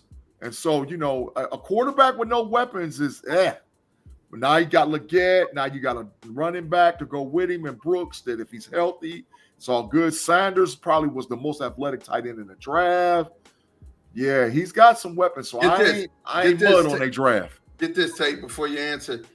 Jatavion Sanders was ranked 43. They got him at pick 101. Yeah. They got a steal. They had a nice draft, man. I'm not all on the seat. Yeah, that's a steal. I mean, I give them. I'll add another plus. Yeah. I mean, I mean, they got Xavier Leggett at 32, but he was, if you're looking at that, well, you're looking at he was ranked lower than that. Yeah. I mean, you know, on the board. But I like 53. Yeah. Yeah, I like Renardo Green. I like Dominique Paul, the defensive tackle, Afton's boy from Kansas. But Afton, Kansas State, ain't you, Afton? She's Kansas State. She circled the whole state. Kansas belongs to Afton. Jacob Cowing is another weapon. No, I take that back. I'm looking at San Francisco now. But yeah, no, they got weapons. Xavier Leggett, Deontay Johnson, your tight end you got from Texas, plus the tight end they already got from was he from Notre Dame? I forgot his name. But in the running back, but yeah, so they got some pieces. Now we're gonna see if they got a line that can keep him up. What Bryce Young is all about. We're gonna see what he's gonna do. But you know what though? If they smoke this draft and they don't do better than 4 or 5 wins, they might be back in the quarterback game again. They might be back. We're gonna get past this because we got a break and then we got to get to NBA action. Yeah. Let's see. San Francisco. We agree with that C minus.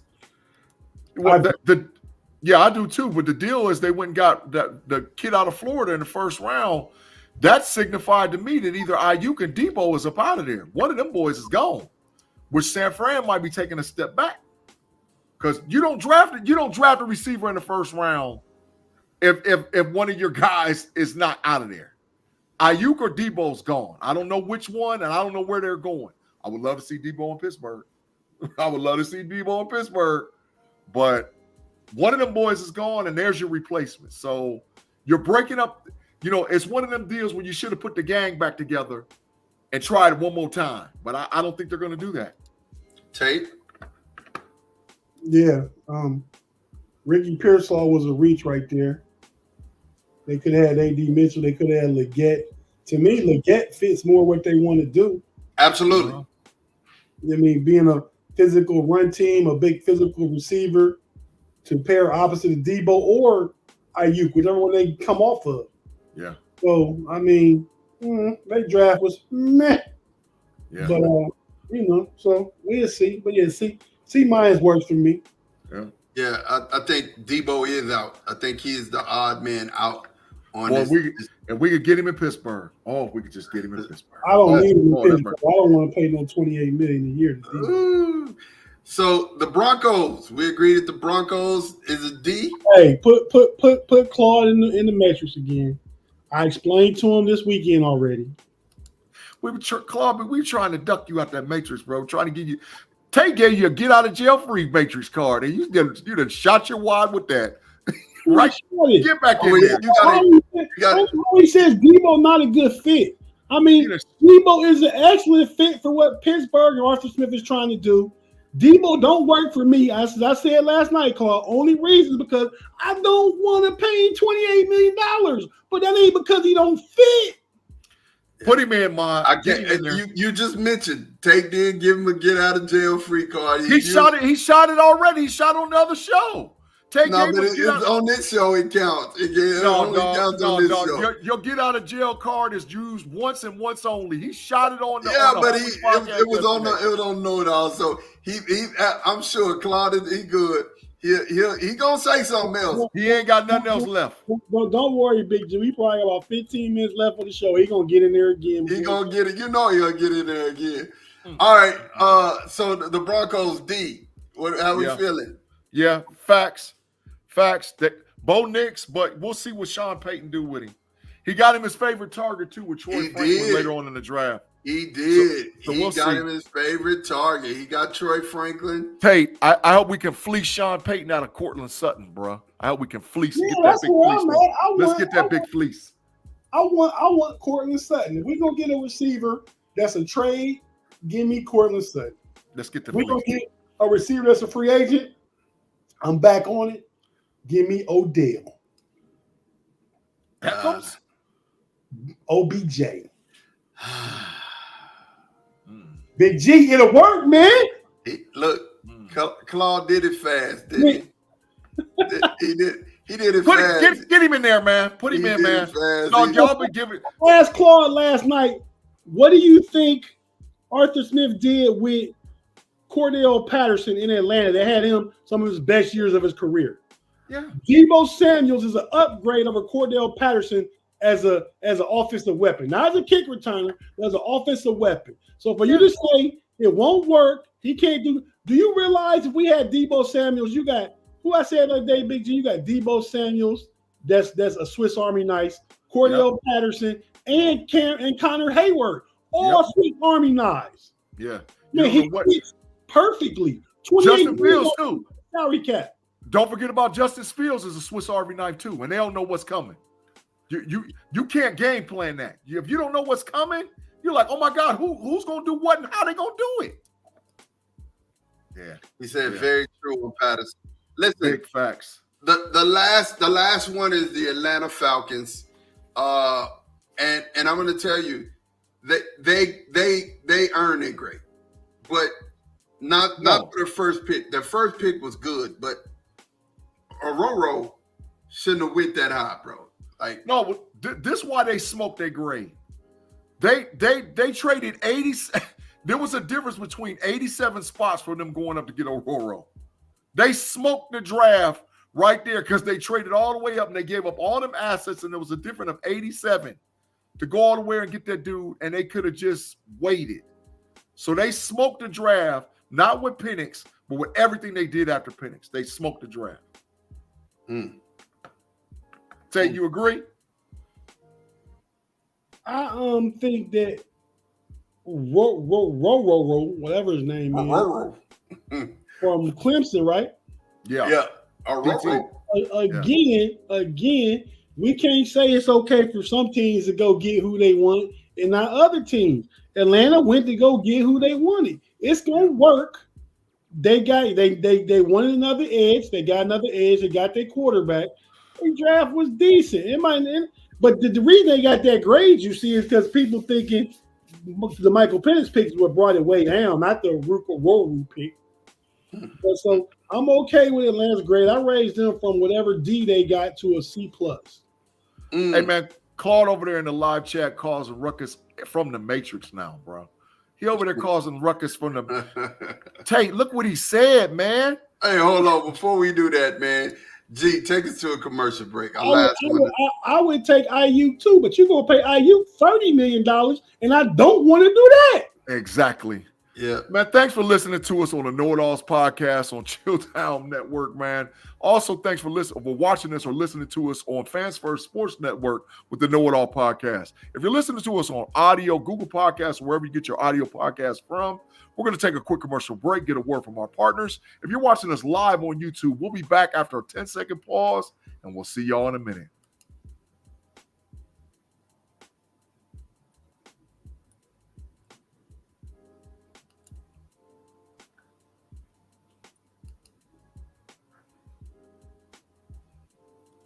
And we are back, and we're ready to get it going. We went through the draft and what we saw whose grades should have been better and whose weren't. So now we're talking about this NBA, man. Where we at, man? I mean, Dallas lost today, so it's a 2-2 game, 2-2 series with the Clippers and Dallas. Where we at in the game that you're watching right now? 54-51, Indiana Pacers up 3 on Milwaukee. 54-51. That's right now. Right now, live score, accurate score. And they got did Giannis or Dame play? I don't think Giannis or Dame played today. It's over, bro. The Pacers about to make Milwaukee go bye-bye. Not because they're necessarily a better team. It's just the injury factor that's happened for the Milwaukee Bucks. They can't beat Indiana without Giannis and without Dame. It's just not going to happen. But Milwaukee in the game right now. If they win this game, I got a feeling both Dame and Giannis going to be back for the next one. Ooh, now that might swing it. Indiana need to take care of business this game right here. Yeah, go up 3-1. Go up 3-1 when only needed one to win out of them last three. Absolutely. Absolutely. So we got the Timberwolves and the Suns. Is that pretty much over? I don't know if there's even a score on that, bro. No, I'm talking. No, come on, 130. Yeah, it's 3-0. Yeah, and guess what else? And Tate, I got to say this on the show. You was absolutely 100% correct. What cost the Phoenix Suns is they do not have a point guard. They don't have a guy that can push the pace and get Booker and get KD shots. They don't have a guy. And guess what? That played right into Minnesota.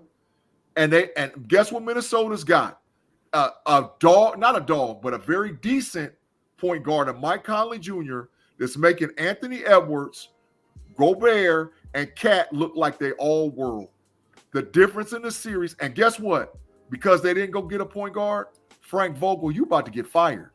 If they get swept, Vogel is out of there, bro.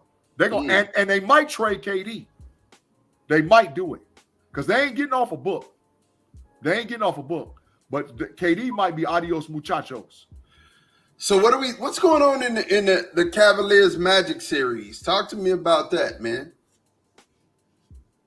Tate? Cleveland is who we thought they were. Yeah. Peel very doughboyish. You saying they soft? And that's big facts. That's as much as I hate to say that, man. That's big facts. Super soft. You know what I mean? I'm like Mobley out of there, Tate. Trading. Nah, I like Mobley. But I do think I have heard some speculation. If they lose, then Jared Allen and Darius Garland could be on the block because they talk about Jared Allen trading him to Golden State for Andrew Wiggins, the kid from Dale Davis' son to play Indiana. Oh yeah. Davis, whatever. Yeah. Big strong. And 2 first-round picks. If I can get that for Jared Allen, I'm doing it. Yep. Then you shop Darius Garland around, see what you can get, and then come back with Donovan Mitchell, Evan Mobley, LeVert, Wiggins, and then build around that. So man, I think Mobley's soft, man. But go ahead, man. I think he's soft. They're just letting it's an Orlando team that can't even shoot. Cleveland played good the whole first half. Yesterday. Then came out in the second half and just folded like a cheap folding chair. Folded like you was getting fleeced all weekend, Big G. Yeah. So my question, I have a really quick question. This is off the Cleveland. This is back on the Suns question. Does this take away from Durant's legacy? Does this take away from who he has been as a basketball player? This doesn't look. It doesn't look good. It doesn't kill his legacy, but the issue is what they're going to say is he can't win without certain parameters. You see what I'm saying? The smartest thing in the world for Kevin Durant to do is force a trade for him to go back to OKC and play with Shea. And they got a point guard, and they got a young team. And if they ain't got to give up a whole bunch, still got a whole bunch of futures draft capital to be able to swing a deal and get KD back in OKC and not have give up a whole bunch to get him. That's where he needed, just like KD need to go back to to Oklahoma City and finish his career. Bron need to go back to Cleveland and finish his career. That's how it needs to go. So then that way they can do it. Because I don't think the parameters, the talk's always going to be with KD. He needed dudes that already got it for him to get it. That's the talk. Danny Owens already did it. Danny Owens, thank you so much for coming over to KnoItAllz Nation, being a part of the chat. Thank you. He said that he but a Steel Curtain Network. longtime fan. Thank you for coming over. We like to have you, man. Thanks, D.O., man. Go ahead and hit that subscribe button, man. We love to have you in the building, man. Yes, sir. Big facts, yeah. So the Lakers and the Nugs, man. Hold on. I ain't gonna get my KD tape. Oh yeah, go ahead, get your KD tape. You're right. Man, I'll be skipping all by me, man. You said you ain't from the streets. You got to get in the street, man, to get your. Big G, I am the streets, man. Come on, man. Big facts. That's big facts. Hey, as a matter of fact, while I'm talking, I'm so street, Big G. Yeah. I'm about to go old school 87 on you. Oh, go ahead. With the Gazelles, boy. Oh, yeah. So that's what we doing? That's what we doing, man. Hey, listen, I got one for y'all too. I'm gonna see what Ma come up with first. I got one for y'all. He going to do something? Okay. Hey, man, I can't find something around here. I got my African medallion too. So that's what we doing, oh, B? Okay, man. That's what we doing, B? I'm gonna hit y'all with the Ray-Bans. I'm gonna hit y'all with the Ray-Bans, bro. Old school Ray-Bans on lock and ready to ride. Ray-Bannies. Looking like an MIB in this piece. Big facts. MIB, baby. Hey, man, as far as KD go, man, and let me put my better readers on. Because you can't see nothing. Because I can't see a lick in these Ray-Bans. I ain't lying to you. I can't see a lick. But I can hear you, though. But, yeah, man, so KD, man, yeah, his legacy tarnished a bit, man. And I ain't thinking that, but going back to OKC, helping them young boys get a ring and be the best thing for him. Yeah.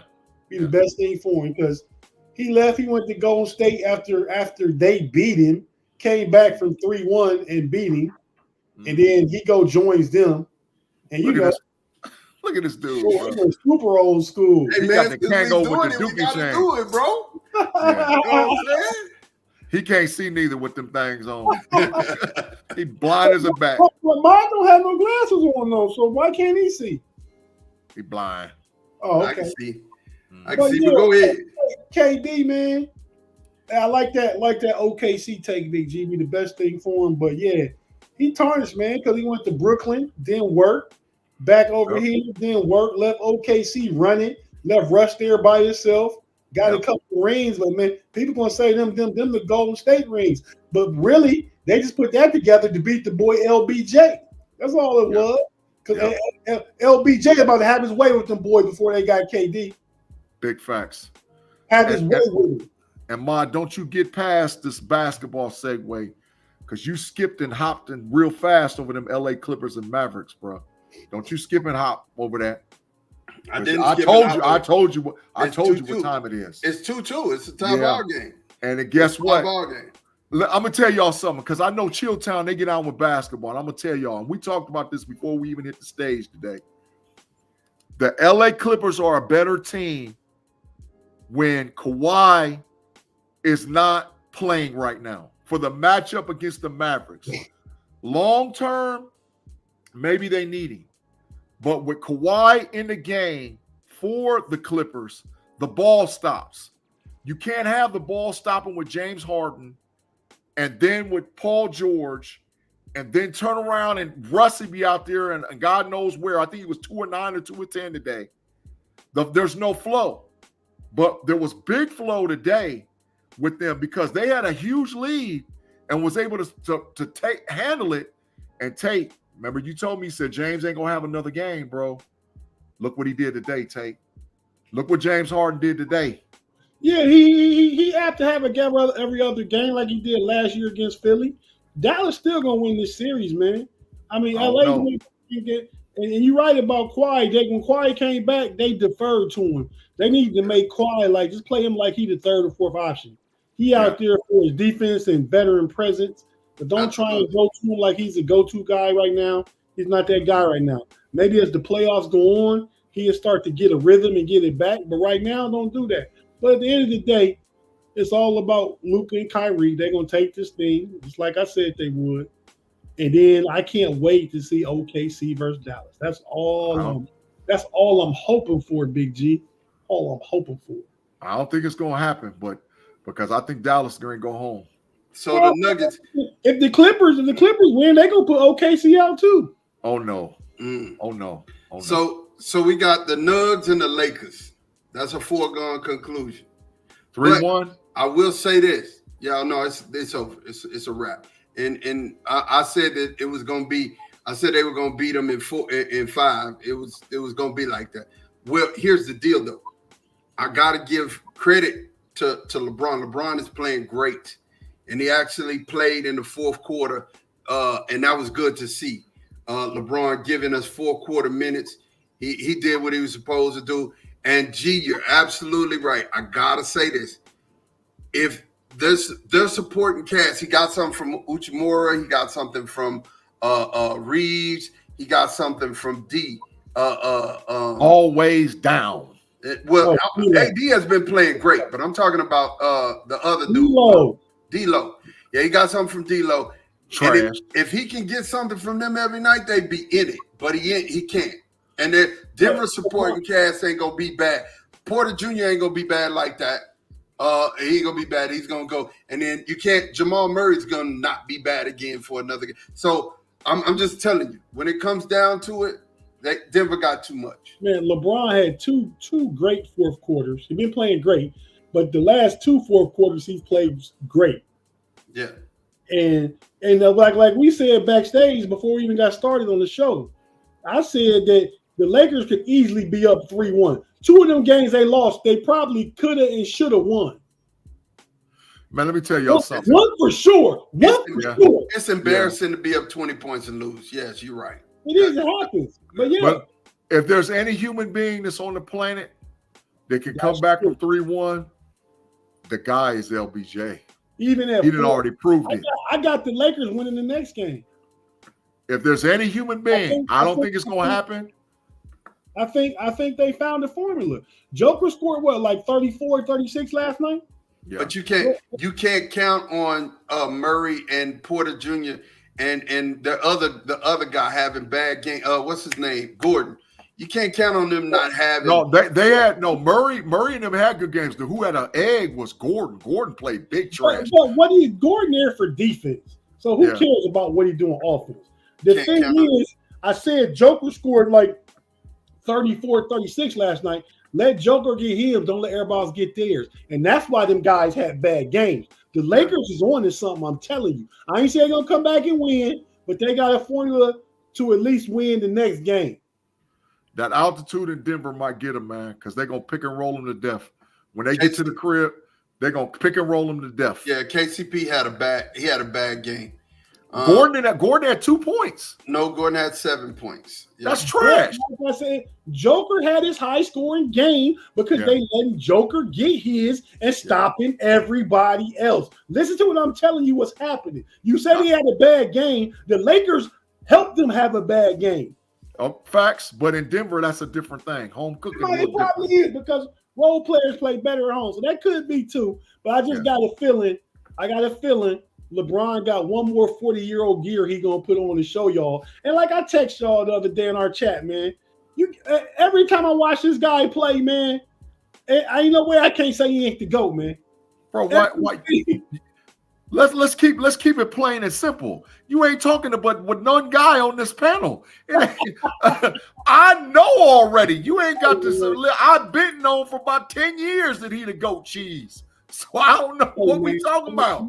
Mike Jordan, when he hit his 39-year-old year, they ain't come close to none of this. None of it. He's a beast.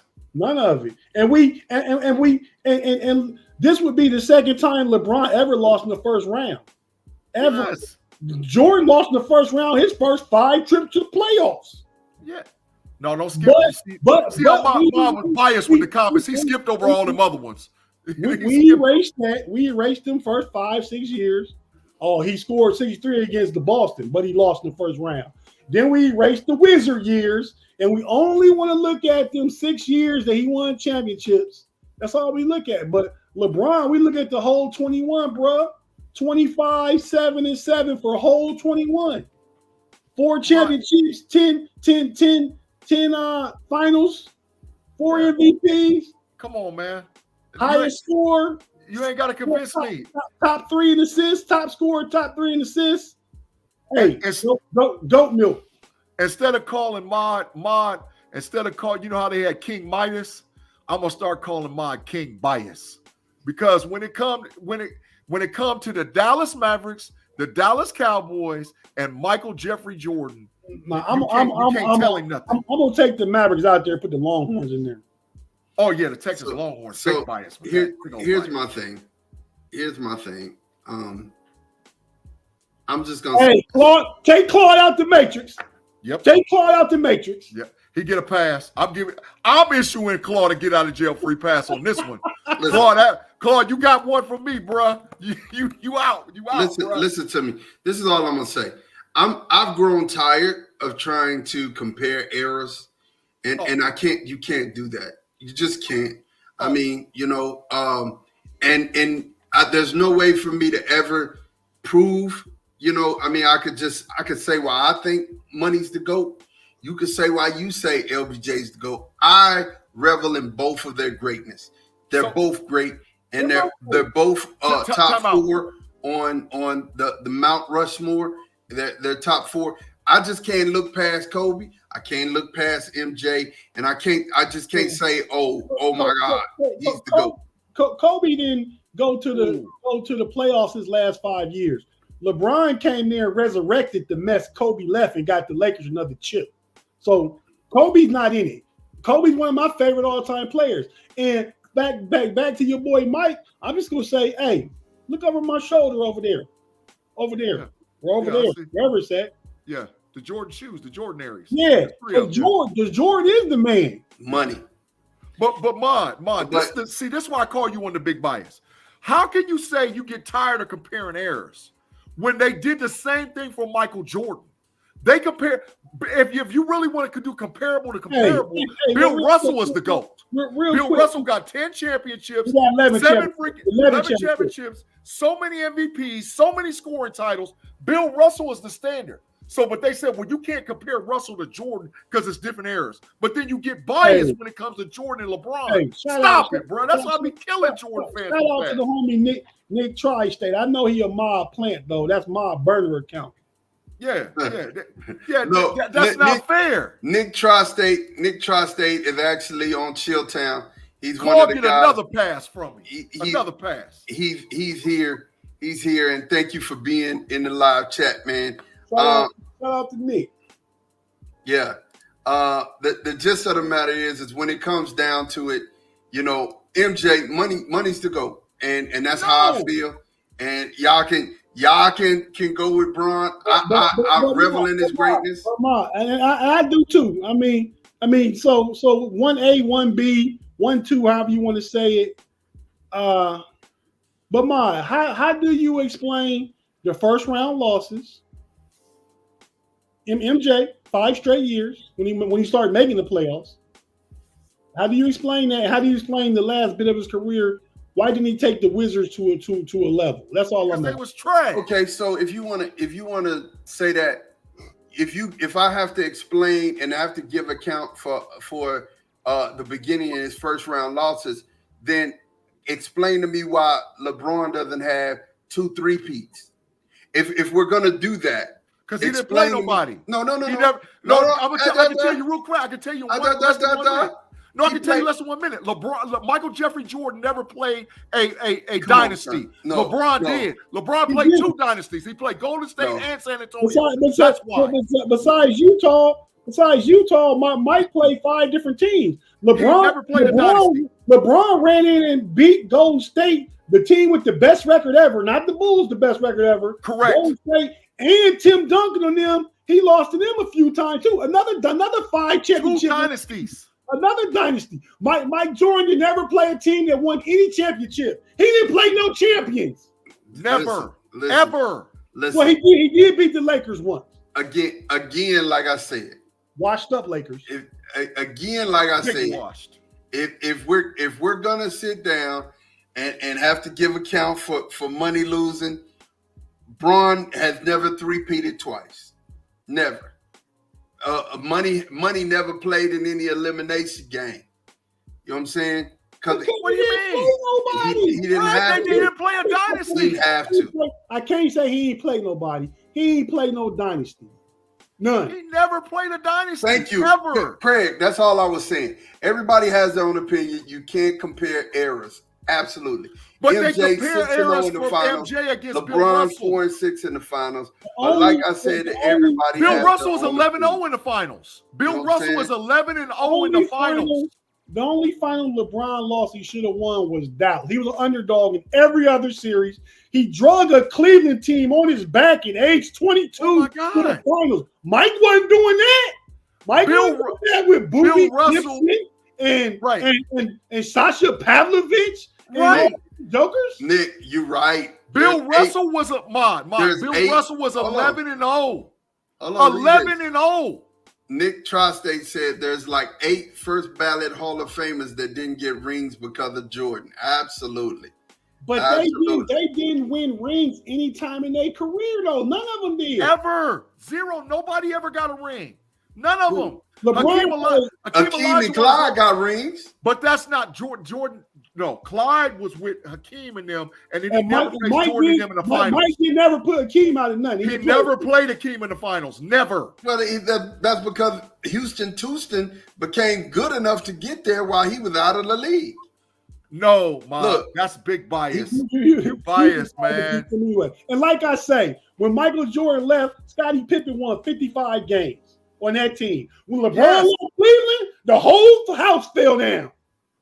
They won 55 games and went to the Eastern Conference Finals and lost to the Knicks. The year Mike left. And then the year Mike came back, they got smashed by Shaquille O'Neal and them in Orlando. Hey, get out again in the second round of the playoffs. I humbly tried to defer to get away from this. Just like what Craig said, I said exactly what I said. It's unfair to compare eras, but you know, MJ is my GOAT. So time out. If you can't compare eras, Bill Russell's the GOAT. Stop it. Because he's got 11 straight championships. It's over. It's nothing to talk about. That's the GOAT. Bron did get swept twice in the finals. But Bill Russell has 11 championships. But MJ, his airness was getting swept in the first round. Yes. And if you can't compare eras, Bill Russell won 11 straight championships. 11 in a row. So Bron got swept by San Antonio once in the finals. And he got swept by Golden State once in the finals, right? Mm-hmm. Right? 2 dynasties. But Bill Russell, 9 championships between those 2 teams. 9 championships. Listen, get gold out of here because it's 11. It's 11 straight for Russell. Our chat is split down the middle, just like we're split down the middle. And like I said, when it comes down to it, you're entitled to like who you like. And you like them because of the reason you like them. It's fine. To me, the best basketball player I've ever seen with my own 2 eyes is Michael Jeffrey Jordan. LeBron James. LeBron is LBJ is a dog, and he's good. Jordan got the best 6-year span ever, and probably the best first 10 years of a career ever. But when you tack on them last few, when he was at Washington. And then look at LeBron's 21 years consistent greatness, 21 years of putting the crown on his head. Come on, man. Put respect on his name. I'm killing the Jordan talk because you can't go back to that 6 championships and all whatever else, because if that makes him the GOAT, he doesn't fit the criteria of the GOAT. The GOAT is Bill Russell with 11 straight chips, and you can't compare. You said out of your mouth, you can't compare eras to eras. So there's the standard. I said it's 11 in a row. I said it's unfair to compare eras to eras. So unfair. Russell's the standard. 11 in a row. But what I'm saying to you, the best, my GOAT, I'm not trying to defer and say, oh, this person is or that person. I'm saying my GOAT is Michael Jeffrey Jordan. Jesus first, and then Michael Jeffrey Jordan when it comes to basketball. You know how it is when you're a little boy, you think your dad is everything, right? Y'all tell stories about your dad. You know, with MJ, Ma just got that young person complex. He just remembered as a little kid, so everything seemed bigger. Everything seemed bigger. This for you. The 60s, there were 8 teams We're not comparing errors. There were 8 teams in the NBA. We ain't comparing errors. We're not comparing errors. So throw that conversation out of there. We're not comparing errors. Mr. Woodsy, you sure right. Mike didn't sleep. He was drinking booze and smoking cigars. He didn't take care of himself like Bron did. Oh, he should have been. Who was that, Bron for? Yeah, nah. And plus, sports medicine was way better. Jordan in today's NBA would be touchable. Absolutely. He would be untouchable. I mean, untouchable. And there would be nothing that nobody could do. LeBron back in that era would have gave Michael Jordan the business. He's 6'8", 260-something pounds, bro. Yeah, come on, bro. Put him with Seattle. Oh my God. Jordan would be, or young Jordan would be Anthony Edwards right now, and we see where he's going. But so in this era, his Craig, absolutely, Craig. All of the passion here, it is what sports is all about. But shout out, Craig. Yeah. I appreciate you, man. I appreciate you. Look here.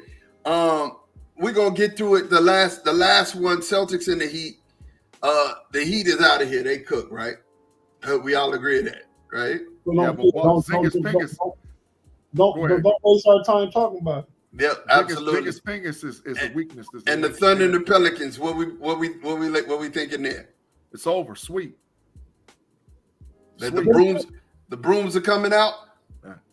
Ain't no Boston ain't no broom. Miami got one, but the broom's coming out with OKC. Miami exposed Zingas Pingus. That's gonna help whoever got Boston next, because he ain't that guy. Spoelstra's a heck of a coach. They down 2 dudes, maybe 3 dudes, and he's still out there fighting. I love Eric Spoelstra. They got wrecked in games 1 and 3. Wrecked. They did get wrecked, but he exposed them too. They ain't doing nothing special, but they is down some players, and it's not gonna matter to Boston because they're gonna play Cleveland or Orlando, and so that's nothing. Yeah. And then Philly gave their thing the other day too. They on their way out of here too. They smoked it. Philly smoked 2 games. I think they smoked 2 games. It's what I told y'all. He shouldn't have came back. He should have waited till next. He's not. Oh, he scored 50. He scored 50, but he's not the same. You could tell, bro. It was their coach. That Nick Nurse got out coached by a dude that used to be the Bulls coach in this series. Yes. They smoked 2 games. They smoked the game today, and they smoked the game the other night in Madison Square Garden. That was all on their coach. That the 76ers should be up 3-1 instead of the Knicks being up 3-1, because he got out coached twice. And Embiid is a factor. He's not in shape. He's not in shape. Yeah, but it ain't no sentiment to next year when you got a chance to. It's the tournament, man. You don't just sit because you sit. Embiid about to be 30 years old. These chances getting slimmer and slimmer. They are getting slimmer and slimmer. Go out there and play best you can and take a good off season off. Whenever it happens. Tate, give it to me, man. We ready, man. Let's get these parting shots, man. Give it to me, Tate. Hey, man, we talked so long. We really done went over everything, but just let me talk about my excitement about the football season that's coming. I mean, the Pittsburgh Steelers, Big G alluded to it earlier in the show. Great draft, great offseason. No quarterback last year. Sucked. Offensive line, not that good. Came around the second half of the season. Everything got better. Quarterback room got better. Got more draft picks, more young dogs. Offensive line going to be better. We're going to get better quarterback play, better offensive coordinator. And we won 10 games last year, by the way. So I'm looking forward to this 11, 12 win season. Looking forward to seeing them play. Looking forward to the competition. Looking forward to seeing what potentially Patrick Queen and Peyton Wilson look like together in the middle of the defense. Oh, my God. Looking forward to that O-line starting to gel together as the season goes on and it starts to get cold in the AFC North. Oh, my God. We're going to be putting the hammer down on folks. So I'm looking forward to the Pittsburgh Steelers. Got Justin Fields backing up Russell Wilson, see what happens there. And I remember I only bring up Justin Fields because next I'm going to bring up, also looking forward to Ohio State. Oh, yeah. Number 12-team playoff going to be next year. In Vegas, we the championship favorite right now. They loaded. Only question is which quarterback. Not if we have a quarterback, but which quarterback. Only question. So waiting to see that too. Next year is gonna be a great. You see back there behind me, them two helmets up there. Yeah. Next season gonna be a great football season for your boy Tate and his fandom. So looking forward to it. My Reds lost today. They lost 2 out of 3 to the Texas Rangers, but they're gonna get healthier. So I'm gonna have a good baseball season too, as far as my team go.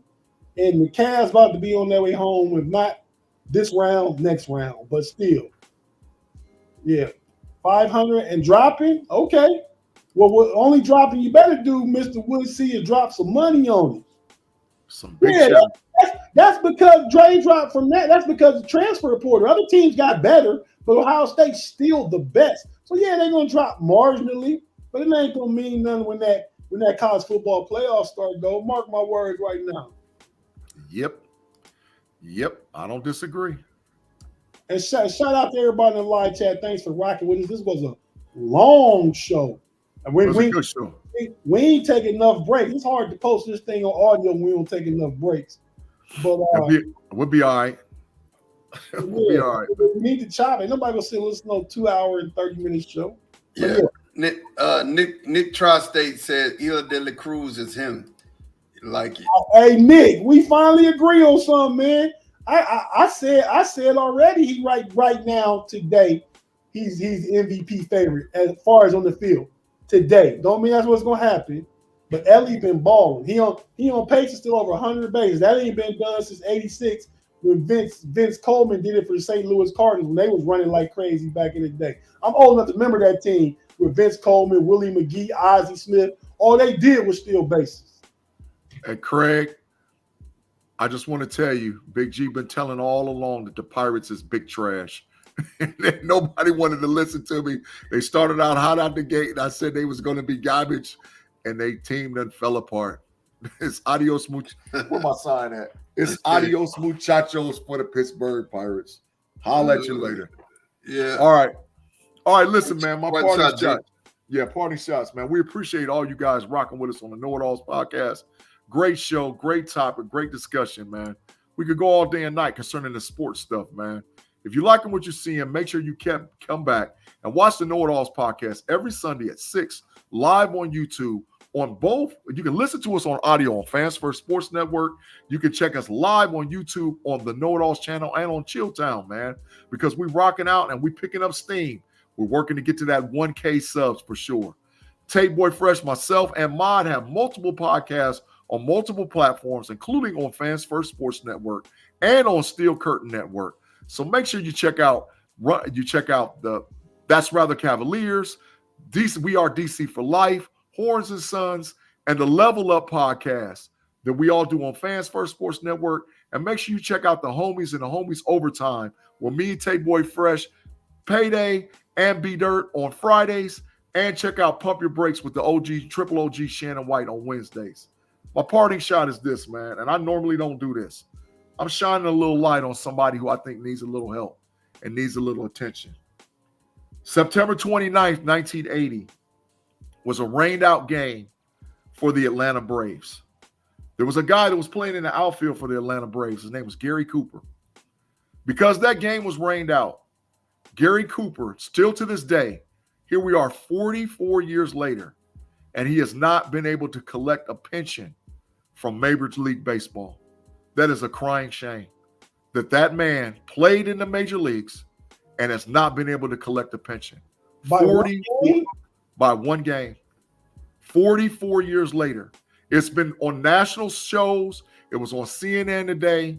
ESPN's getting ready to run a story on it. I got some intel from it from one of the guys that I work with. He told me about it a couple of weeks ago, and I was waiting for the right time and the right moment to shine some light on it. Major League Baseball, you need to be ashamed of yourself. Gary Cooper needs and deserves pension. You can't get a statement from the Players Association. You can't get a statement from the owners, and you can't get a statement from the Atlanta Braves. Gary Cooper needs a pension from Major League Baseball. Hey, I didn't know that story, but one of these teams needs to sign into a one-day contract, man. Yeah. Let him play. Let him be in the dugout for one game. Yeah. He deserves it. Give him his pension. That's sad, man. That's sad. I'm looking at it, G, man. I thank you for mentioning this, bro. I never heard of it. Yeah. And that to me is a travesty. I mean, literally, we need to make sure that we get his man his flowers. And I like Tate's idea. Sign him to a one-day deal. Yeah. Run him out there on the base, throw a pitch, let him go. Hey, man, looking at it right now, the headlines from 5 days ago, ex-Braves player hopes to be signed for just 1 day. Yeah. And it wasn't even his fault. It was a rain-out game. That's why he didn't get his pension. That's bananas. He deserves his pension. He deserves his pension. Nick Tri-State, thank you for subscribing. Everybody else, make sure you like and subscribe. If you're in the live chat, make sure you like and subscribe. We want to kick it to you. We want to be, your podcast. Of course, we were here longer than we normally would be. But man, can you agree that the conversation was rich? It was really good, and it's fine. You know, when we go into who's the greatest, that conversation is going to be long and long-winded. It's definitely going to happen, especially with my brother and Tate, because they always have good points. But it is what it is. Opposition is an opportunity. Opposition is an opportunity. This is Mod's Moments. It's a segment where I just, talk to you a little bit, leave you with some good stuff. And you have to understand when you have, okay, so what happened to me? I'll just give you a story. This morning I was getting up, I was getting ready. It started just pouring down rain. And I'm saying to myself, oh man, I'm not going to get out the house, man. I'm just going to chill. I'm a stream. I'm gonna watch church from the stream or whatever. And some in me told me, said, nah, man, press your way through. So I got up and I said, you know what? I'm gonna go. Got up, I went to service, found out that they weren't streaming service and I wasn't gonna see it. And I'm sitting here and I'm thinking to myself, man, and then I got something from service and I also was able to see somebody and talk to somebody who I haven't talked to in a while. And it was good. I felt great about that experience, right? I really did. I felt great about that experience. I felt great about that time. And I realized that you're always going to have opposition standing in your way for something great, for something good. And you have to see it as an opportunity. What type of opportunity? An opportunity for you to give out your best, an opportunity for you to be your best, an opportunity for you to show yourself certain things about you. Because you understand, you got to start having, and this is going to sound kind of crazy when I say it, but you got to start having real conversations with yourself. The reason why you got to start having real conversations with yourself is because if you don't have conversations with you, life will talk you out of stuff. I'm going to say it again. If you don't have conversations with you, life will talk you out of things that you should go after and you should pursue. I always say it takes no effort to be a critic. That's why you have so many negative voices all around you. You have so many negative, oh, you can't do this, you can't do this, you shouldn't do that, you ain't this, you ain't that. But you need to talk to you. You need to encourage you. You need to make sure that you understand this about you. If I'm talking to me, I don't have time to listen to what everybody else is saying. And as a matter of fact, if you die from everybody, I mean, listen, if you live for everybody's acceptance, you're going to die because of everybody's rejection. And it should never be like that. You should never have to listen to what somebody else says about you for you to believe in you. And I'm going to tell you, today, opposition is just an opportunity. And that's how you need to see it from here on out. Opposition is an opportunity. So that's Mod's Moments, man. We getting ready to get out of here. You guys got anything else, man? Absolutely not, man. Great show. We appreciate it. We appreciate it, y'all. We appreciate it. I talk to myself all the time when I be pushing you. Y'all be trying to find me and everything, but I just be talking to you. Hey, don't work your way out of the big fine, Tate. That's a big fine. Work my way into the matrix, huh? You're gonna work your way all the way to the matrix. And you know what I'm saying? You ain't never been there. You ain't never been there, Tate. Don't work your way to the fine, Tate. Don't work your way to the fine. Hey, look, man. Like I said, I thank you guys for rocking with us. We're getting ready to get out of here. We'll see y'all again. Hey, one last time, Big G, get your algorithm signed up, man. We only got what I can see 17 likes. Let's get some likes. If you watching on Chilltown Network, jump over to the KnoItAllz like the homie Nick Tri-State did, and hit the like for the KnoItAllz. If you watching the KnoItAll channel, don't know nothing about Chilltown, jump over there and like it over there. We both places, but ain't no reason you can't like and subscribe to both locations. Both locations. You know what I'm saying? Hey, and with that, we out of here. Peace.